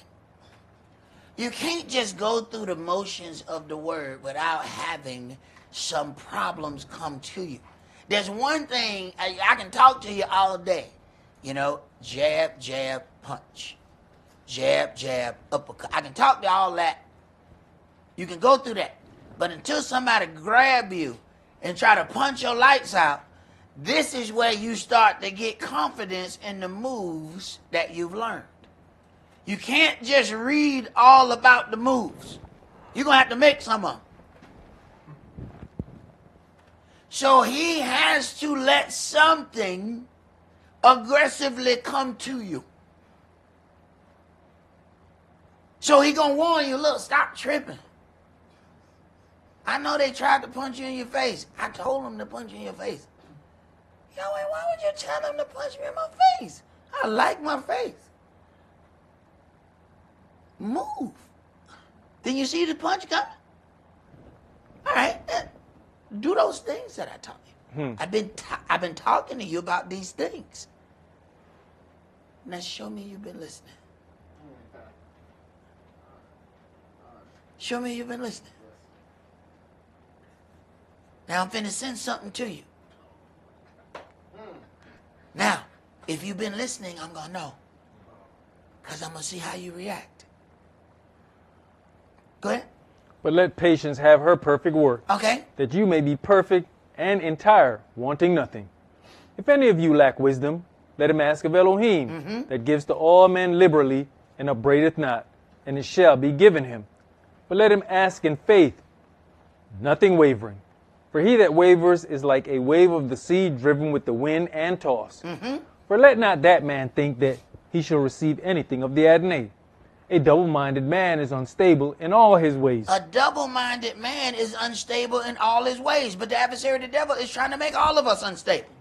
He knows that we automatically have this fight between the flesh and the spirit. And he capitalizes on it. He understands. He started day one. Use the woman. He's going to use everything in his arsenal to make us unstable.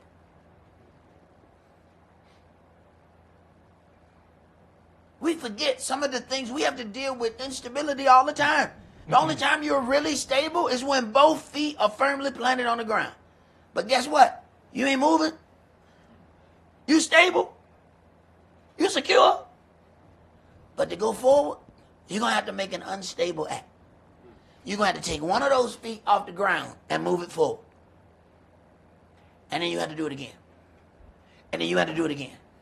And then you have to do it again and again and again and again if you plan on moving. But if he can catch you in between one of the steps and just tap you just a little, you're hitting the ground. So he's learning not just the unstable movements that we have, but what is your rhythm of instability? Because he's got to catch you right at the minute. It's only a half second. And you don't think about it, but each person has a rhythm to their walk. See, people who lose sight and they have hearing, they can tell who came in the room by how the feet go against the floor. They know the rhythm, they know the weight of each step. So the rhythm, he knows, all right, I can tell the rhythm of the step. Now this next one, that foot coming off the ground, I need to hit him right at this moment. Okay, go ahead. Let the brother of low degree rejoice in that he is exalted, but the rich in that he is made low, because as the flower of the grass he shall pass away. For the sun is no sooner risen with a burning heat, but it withers the grass, and the flower thereof falls, and the grace of the fashion of it perishes. So also shall the rich man fade away in his ways. Blessed is the man that endures temptation, for when he is tried, he shall receive the crown of life, which the Adonai has promised to them that love him. Now, we want the crown, but we don't want the trial associated with the crown. We just want to walk around with a crown. How you get that? Big lies. Oh, okay. Go ahead.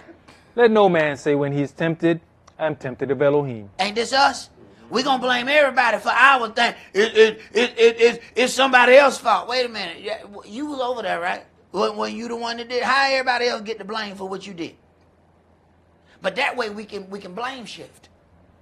So that way we can take the eye off of what we did and make that be somebody else's problem. I remember a brother tried to tell me one time, we need to kick this certain sister out of church. I said, why that sister need to go out of church? Man, look at the stuff she got on. I said, brother, that's a legal outfit. There's nothing illegal about that. I said, wait. I said, the sister's very curvy. Let me get this straight. You want me to kick the sister out of church because she's fine? I said, come on, man. I want you to look me dead in my eyes and tell me that. Go ahead and tell me what you're saying. And I want you to say it with your chest.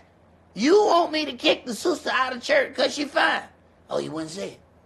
I said, but that's what you're saying. There's nothing illegal about that outfit, bro. So what? Now we got to examine curves and tell, no, you can't come in here. Oh, no. I know what the problem is. This is about your vanity. So now she needs to not come in here because you can't figure out what to do with your zipper.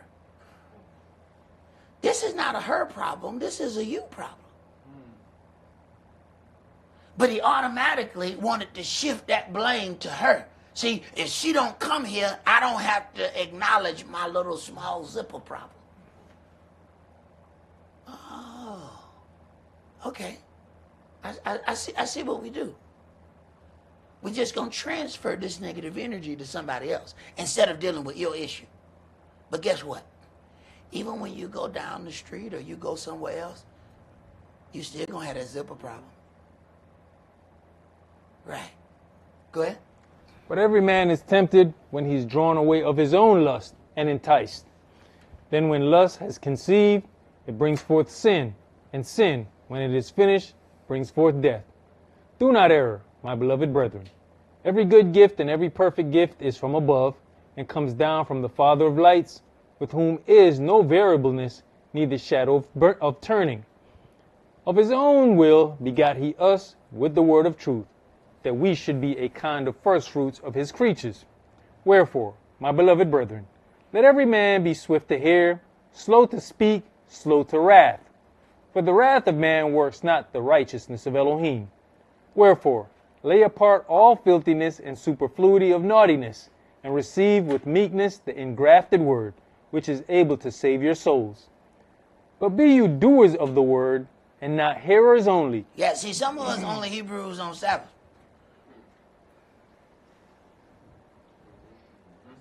You go by the house on Tuesday, they just a regular old knuckle. Tank top and a 40 ounce. What happened to it? You was eating cauliflower on the Sabbath.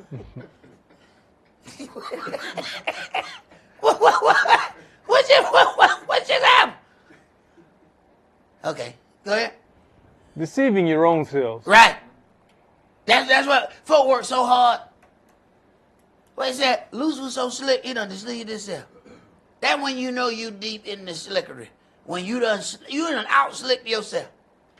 You actually believe your own lie. Go ahead. For if any be a hearer of the word and not a doer, he's like unto a man beholding his natural face in a glass. For he beholds himself and goes his way and straightway forgets what manner of man he was. Right. Anytime somebody remembers something 1 minute and then somebody else come in the room and they don't remember it no more, wait a minute. We got some double-mindedness here. How you had one thought process, somebody else came in the room, the thought process changed. We got two minds. serpents have a forked tongue, right? Okay. So even when they're speaking, it can't speak to you straight up. It don't have a straight tongue. Everything it say is still gonna be leaning to something else. That's just how it's made. Are we entertaining that? Why are we entertaining it? Go ahead. But whoso looks into the perfect law of liberty and continueth therein, he being not a forgetful hearer, but a doer of the work, this man should be blessed in his deed. All right, let's go to Luke chapter 17.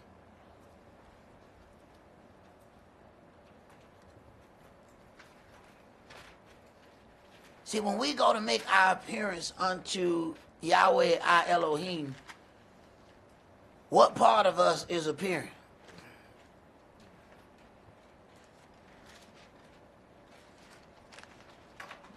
Who is he seeing?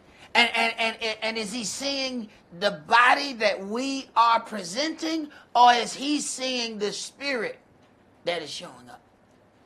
Understand, now he's accustomed to looking at spirits that show up.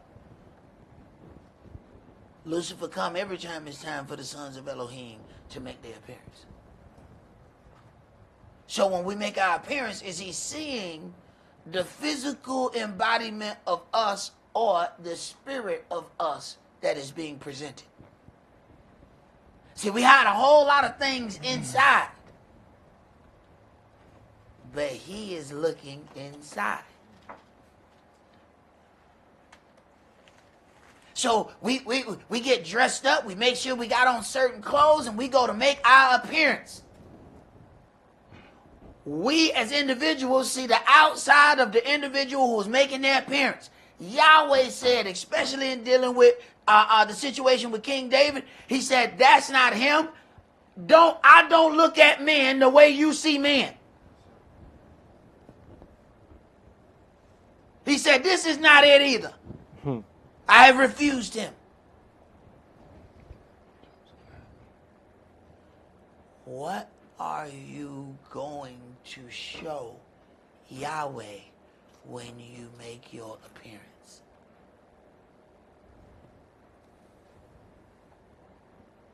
See, we can put on clothes and hide all of our imperfections. I hope you know that's not what he's saying. He got sense enough to look past the vehicle that brought your spirit here. Go ahead, Pray. Then said he unto the disciples, it is impossible, but that offenses will come.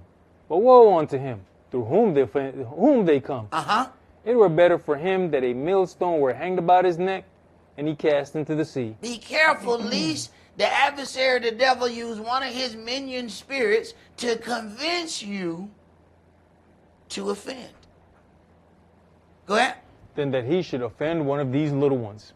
Take heed to yourselves. If your brother trespass against you, rebuke him. And if he repent, forgive him. We have the instruction. You cannot. We should get tired of this one reading. But obviously we ain't, because we can't follow it. But how is it that when we have a problem with somebody at a club or the street, we can run right up in their face? I got a problem with you. Shouldn't it be easier to talk to the person whom you already know? Who is going to have compassion on you? They're not trying to fight you. They're not trying to kill you. How is it that you can talk and run up to somebody else, but you can't go and sit down and have a conversation with somebody whom you know?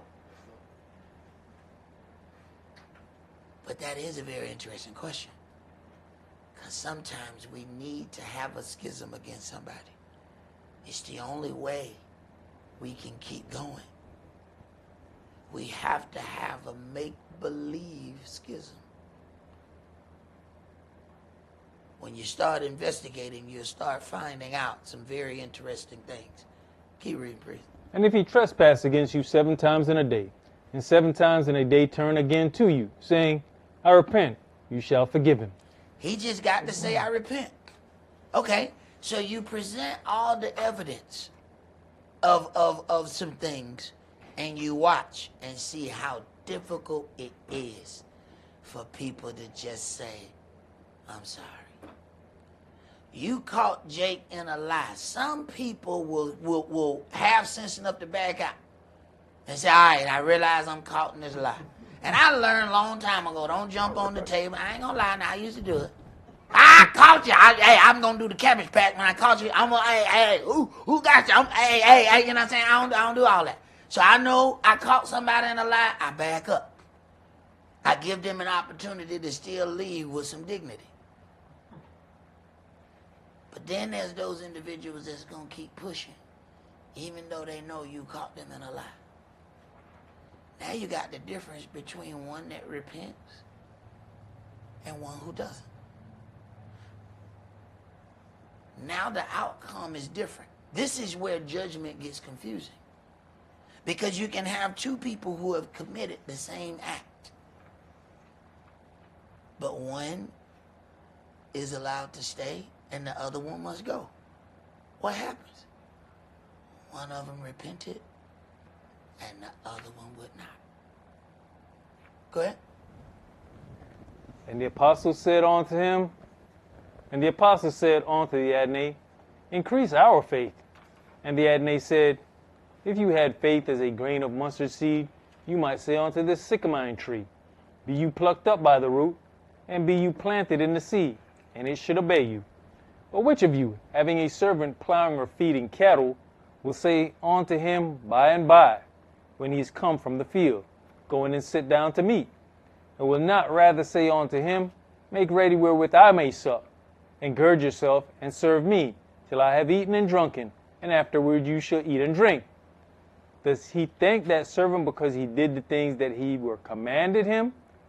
I think not. So likewise you, when you shall have done all those things which are commanded you, say, we are unprofitable servants, we have done that which was our duty to do. And it came to pass, as he went to Jerusalem, that he passed through the midst of Samaria and Galilee. Mm-hmm. And as he entered into a certain village, there met him 10 men that were lepers, which stood afar off. All right, 10 men that were lepers stood afar off, because people don't want to encounter them like that. And they know you get too close, they're going to go off on you. Go ahead. And they lifted up their voices and said, Yeshua, Master, have mercy on us. And when he saw them, he said unto them, go show yourselves unto the priests. And it came to pass that as they went, they were cleansed. Now, their instructions was go to show yourselves unto the priests. And it came to pass that as they went, they were cleansed. They on their way to following the instructions. Go ahead. And one of them, when he saw that he was healed, turned back, and with a loud voice glorified Elohim. All right. And fell down on his face at his feet, giving him thanks. And he was a Samaritan. Now, the Jews have no dealings with the Samaritans. But it was the Samaritan that turned back to go say, before I go to the priest, I'm finna go say thank you. Go ahead.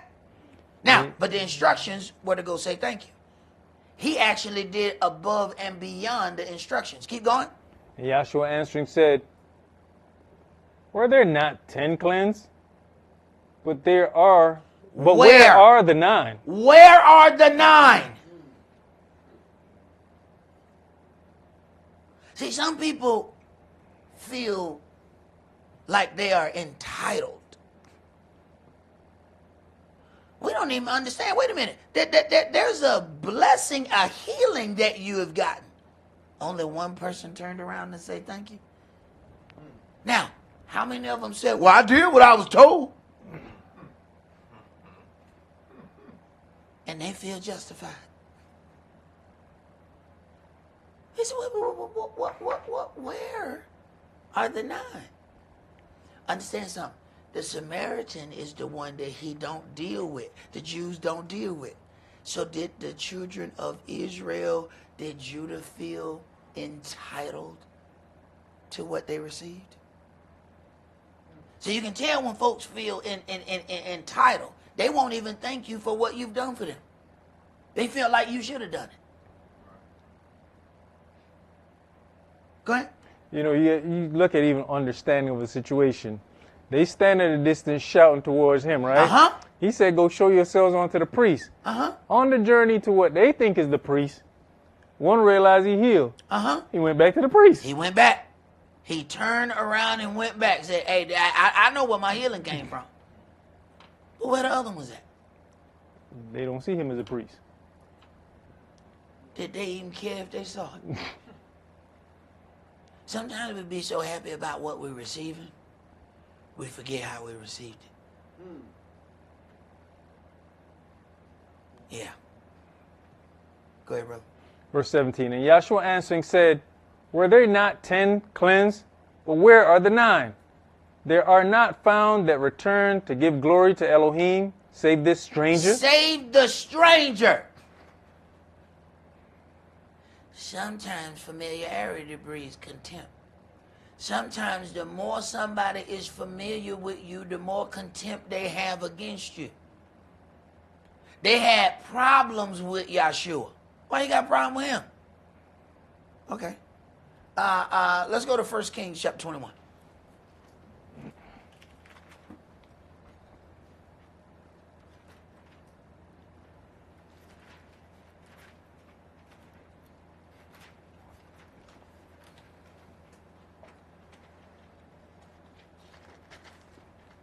First Kings chapter 21, and I want you to read verses 17 through 29. And the word of Yahweh came to Eliah the Tishbite, saying, arise, go down to meet Ahab, king of Israel, which is in Samaria. Behold, he is in the vineyard of Naboth, whether he's gone down to possess it. Now, Naboth wanted this vineyard. His wife said, I know how to get you this vineyard. She told this lie. She formulated everything. Boom. Naboth has been killed. Now he is going to take possession of the vineyard that his wife so evil entreated to make sure it happened. Go ahead. And you shall speak unto him, saying, thus says Yahweh, have you killed and also taken possession? All right, now pause for a second. His wife sent those letters. Yahweh said, have you killed? Okay, this is why you got to be careful about the unions you get in. Okay, he said, have you killed? He didn't send the letters. He didn't come up with the plan. Ain't you married to her? All right, well, you killed. We don't be thinking. We'll sit up there and talk about, I ain't told no lie. You told two. You told that one she told. Oh. Okay. Go ahead. And you shall speak unto him, saying, thus says Yahweh, in the place where dogs lick the blood of Naboth, shall dogs lick your blood, even yours. And Ahab said to Eliah, have you found me, O mine enemy? You know how bad you got to be when the servant of Yahweh has become your enemy?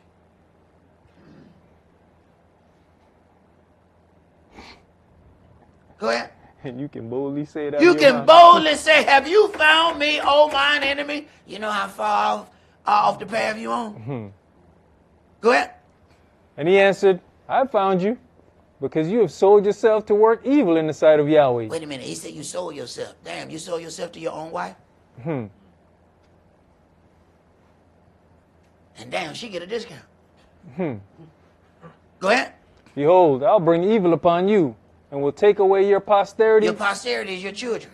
So now the evil that he has done is now going to also be inflicted upon the next generation of his children. Go ahead. And will cut off from Ahab him that piss against the wall, and him that is shut up and left in his shroud. And will make your house like the house of Jeroboam the son of Nebat, and like the house of Baasha the son of Ahiah, for the provocation wherewith you have provoked me to anger, and made Israel to sin. And of Jezebel also spake Yahweh, saying, the dog shall eat Jezebel by the wall of Jezreel. Him that dies of Ahab in the city, the dog shall eat, and him that dies in the field shall the fowls of the air eat. But there was none like unto Ahab, which did sell himself to work wickedness in the sight of Yahweh, whom Jezebel his wife stirred up. Wait a minute. His wife stirred him up. So you got to be careful. See, you gotta be careful what you let that spoon do. See, that spoon gets stirred. You gotta be careful. His wife stirred him up. Now he the man with all the strong power, but she's stirring him up. Go ahead. And he did very abominable in following idols, according to all things, as did the Amorites, whom Yahweh cast out before the children of Israel.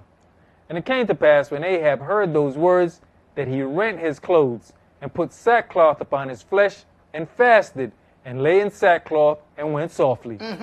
And the word of Yahweh came to Eliah the Tishbite, saying, See you how Ahab humbles himself before me? He didn't say he wasn't evil. But look at what happened. Go ahead. Because he humbles himself before me, I will not bring the evil in his days. Yahweh had already said what the punishment was going to be. But because he humbled himself, now there's a delay in the punishment. Go ahead. But in his son's days will I bring the evil upon his house. This is why you can have two people. Understand, now his wife and him were together in this evil. But it ain't going to come to him because of how he humbled himself. This is the very reason you can have two people who do the exact same thing. One of them gets cut off and the other one gets an opportunity. How did you handle yourself?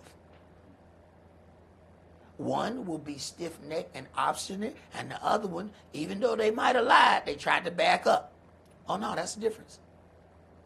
No, that's the difference. See, sometimes we think we're being so tough. No. You're making sure that you get the brunt of the punishment. We end up trying to be tough at all the wrong times. Here, it's the man who humbles himself. It's the woman who was haughty. The woman gonna die. They're gonna throw her off the wall. That's not gonna happen to him. All because he humbled himself. But you know what? We try to be so tough. And we won't repent. Which is the first step in humbling yourself. We can't admit we did anything.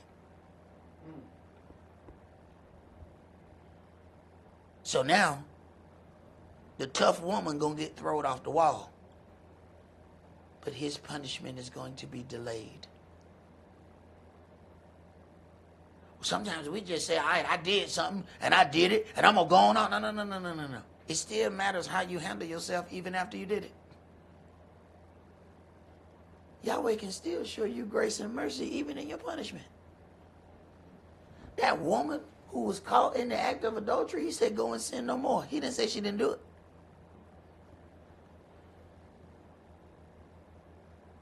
It is never too late to appeal unto your Elohim. But you can't do it while maintaining your false cause. He's not even going to see or hear you. Let's go to Galatians chapter 2.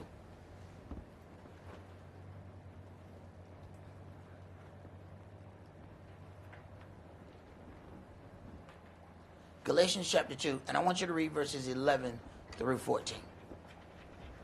But when Cephas was come to Antioch, I withstood him to the face, because he was to be blamed. Do we have enough wherewithal in us to do it? How do false things keep going from one person to another person to another person to another person? At what point does someone stand up and withstand an individual to the face?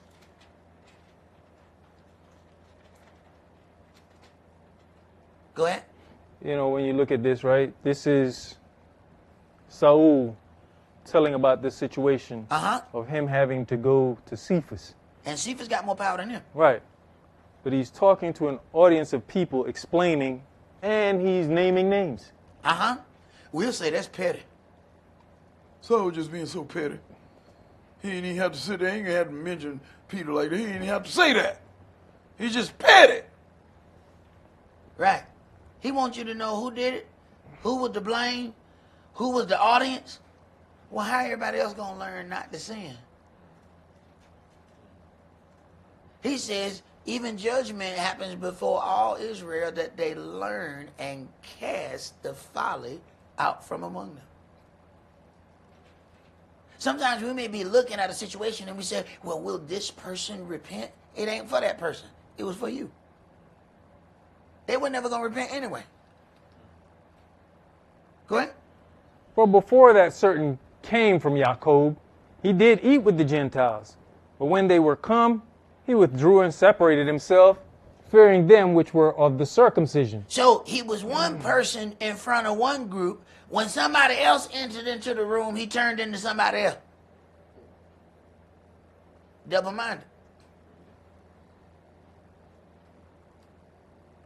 Now, what faults do we have that encourages us to be double-minded? See, sometimes we got to agree with somebody else because we need them for something.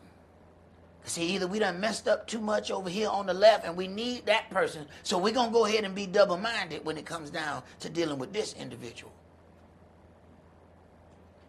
The more things we got out there, the more encouragement we have to be double-minded. And Lucifer see it. He see that opening, and he going to take it. Go ahead. And the other Yehudim disassembled likewise with him, insomuch that Barnabas also was carried away with their dissimulation. So, the falsehood that was presented by one individual then spread to other individuals.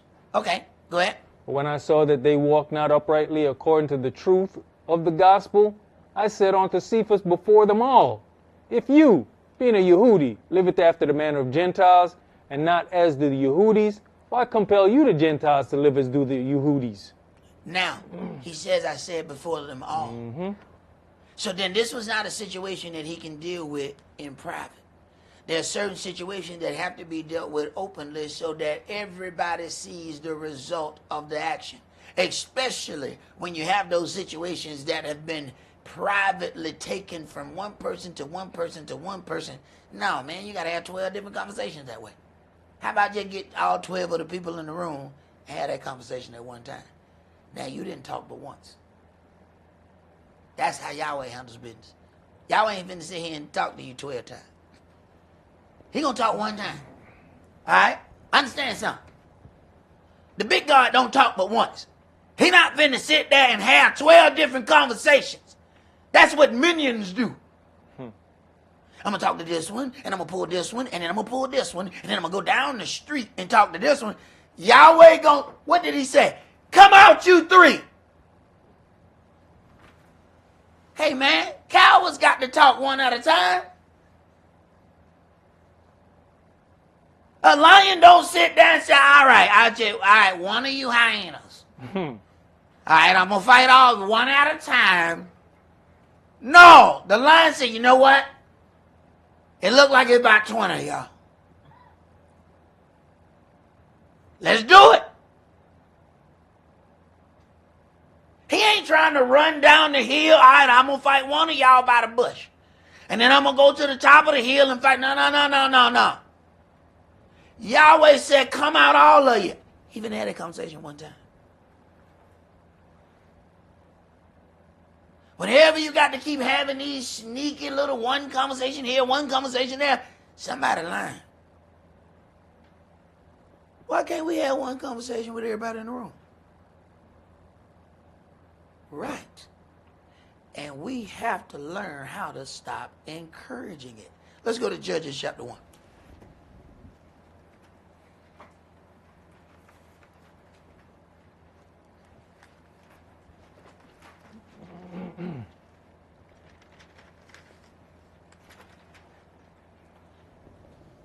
Judges chapter 1. And we're going to read verses 1 through 13. Now after the death of Yeshua, it came to pass that the children of Israel asked Yahweh, saying, who shall go up for us against the Canaanites first, to fight against them? And Yahweh said, Yehuda shall go up. Behold, I have delivered the land into his hand. And Yehuda said unto Simeon his brother, come up with me into my lot, that we may fight against the Canaanites. And I likewise will go with you in your lot. So Simeon went with him. And Yehuda went up. And Yahweh delivered the Canaanites and the Perizzites into their hand. And they slew of them in Bezek 10,000 men. And they found Adonai-Bezek in Bezek. And they fought against him. and they slew the Canaanites and the Perizzites. But Adonai-Bezek fled, and they pursued after him, and caught him, and cut off his thumbs and his great toes. And Adonai-Bezek said, 70 kings, having their thumbs and their great toes cut off, gathered their meat under my table. As I have done, so Elohim has requited me. As I have done, Yahweh has requited me. How is it that we somehow don't understand that the things that we put out eventually are going to return onto us?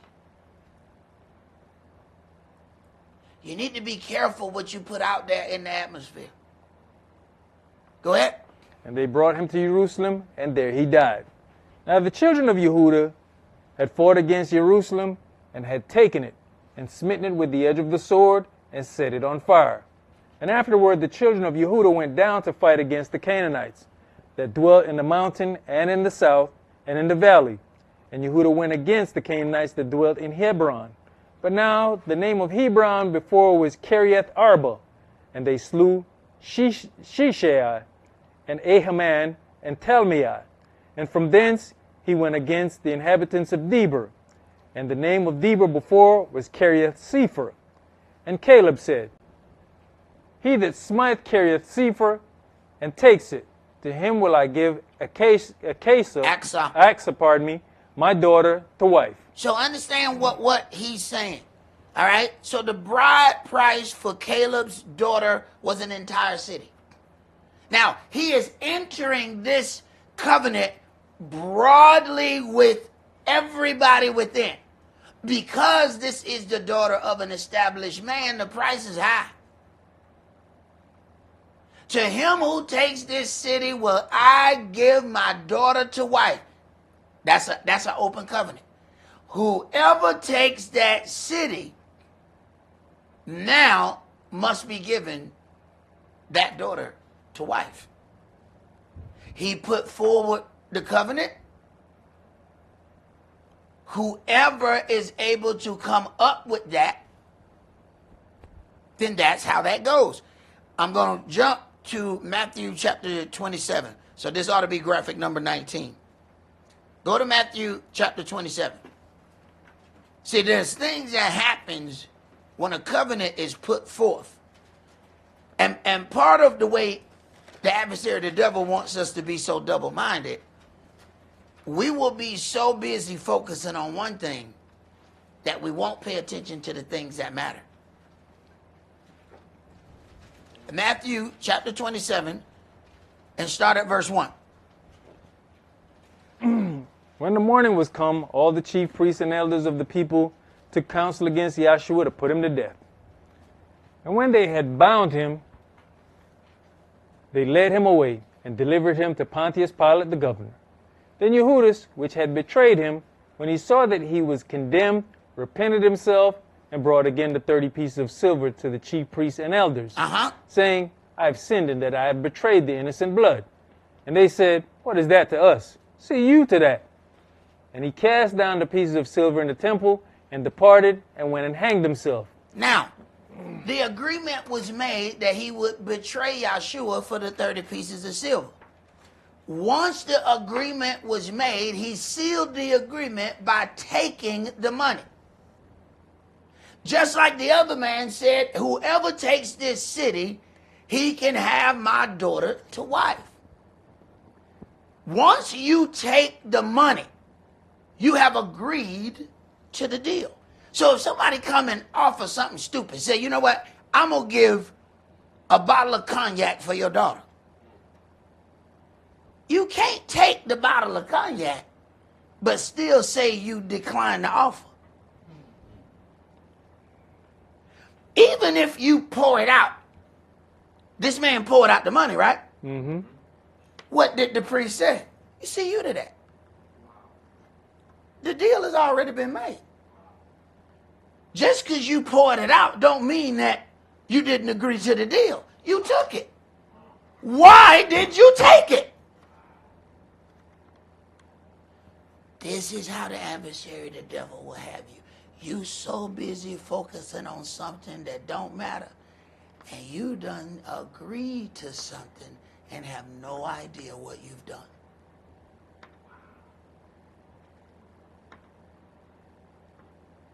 we have to really give some thought into some of the things that we are being encountered with. Because sometimes you may think that trial is somebody else's, and the whole time that trial is yours. But let us hit a conclusion of this matter. Let's go to Galatians chapter 5. That's going to be graphic number 22. Galatians chapter 5, and we're going to read verses 14 through 26.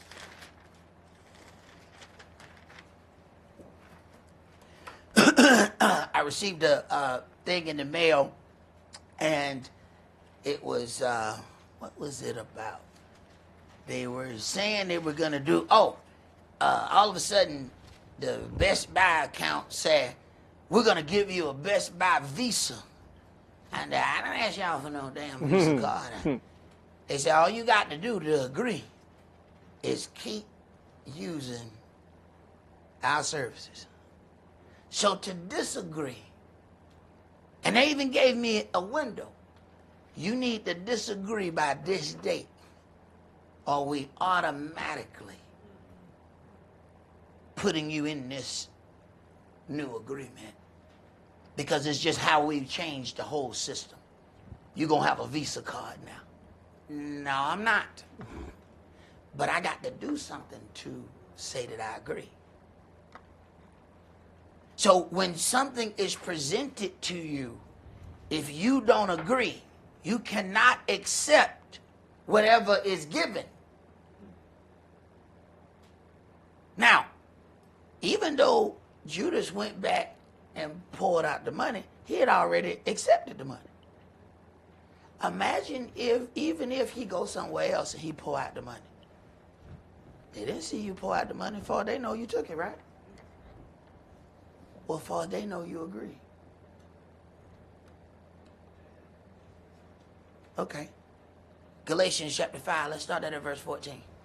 For all the law is fulfilled in one word, even this, you shall love your neighbor as yourself. But if you bite and devour one another, take heed that you be not consumed one of another. This I say then, walk in the Spirit, and you shall not fulfill the lust of the flesh. For the flesh lusts against the Spirit. Wait a minute, here go the fight. Here go the fight. These are the things that the adversary, the devil, is going to take advantage of. He already knows you have this. And I don't care how great you think you are. You have this. Go ahead. For the flesh lusts against the Spirit, and the Spirit against the flesh. And these are contrary the one to the other, so that you cannot do the things that you would. Oh, no. You cannot. Wait a minute. There's a war going inside of you, and you let the wrong part win. Now you can't do the things that you want to do. Okay. Go ahead. But if you be led of the Spirit, you're not under the law. Now, you got to figure out which thing is going to lead you.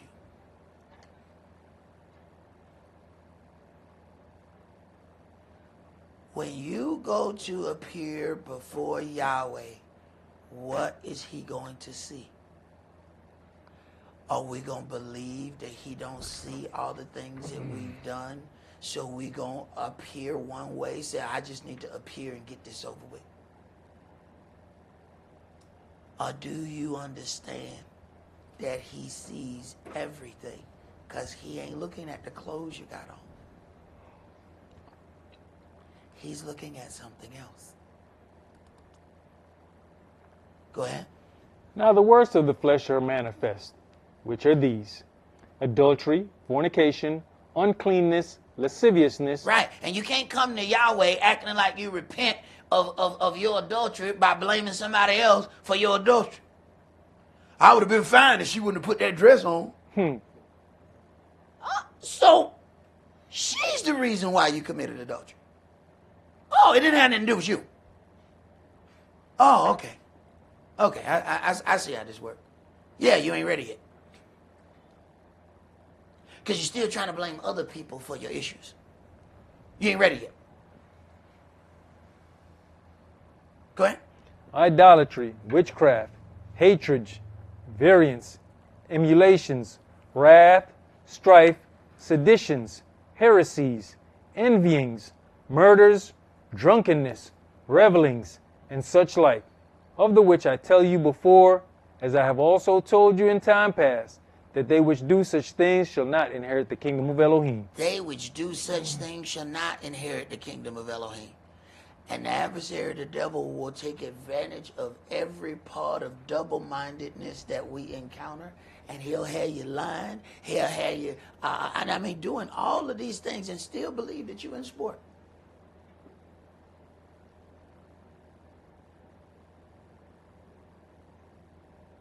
But understand, Yahweh's seeing all of that. And the time that we think we're getting away with something is actually the grace period that he's given us to repent. He ain't just started seeing it. He's given us opportunity. But when that grace period run out, ain't no begging and ain't no pleading you're going to do. He's going to require it of you. And when he requires it of you, you're going to pay that debt. Go ahead. But the fruit of the Spirit is love, joy, peace, long-suffering, gentleness, goodness, faith, meekness, temperance. Against such there is no law. And they that are Yeshua's have crucified the flesh with the affections and lusts. Wait a minute. Those that are Yeshua's have crucified the flesh. Wait a minute. It's the flesh that we covered in. This vehicle we got to destroy. See, we got to be able to use the vessel without letting the vessel use us.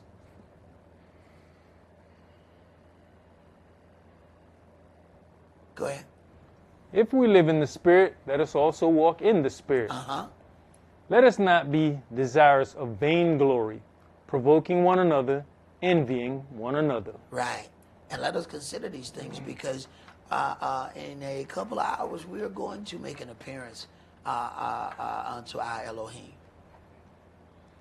What is he going to see? And not just what is he going to see as far as what's in us.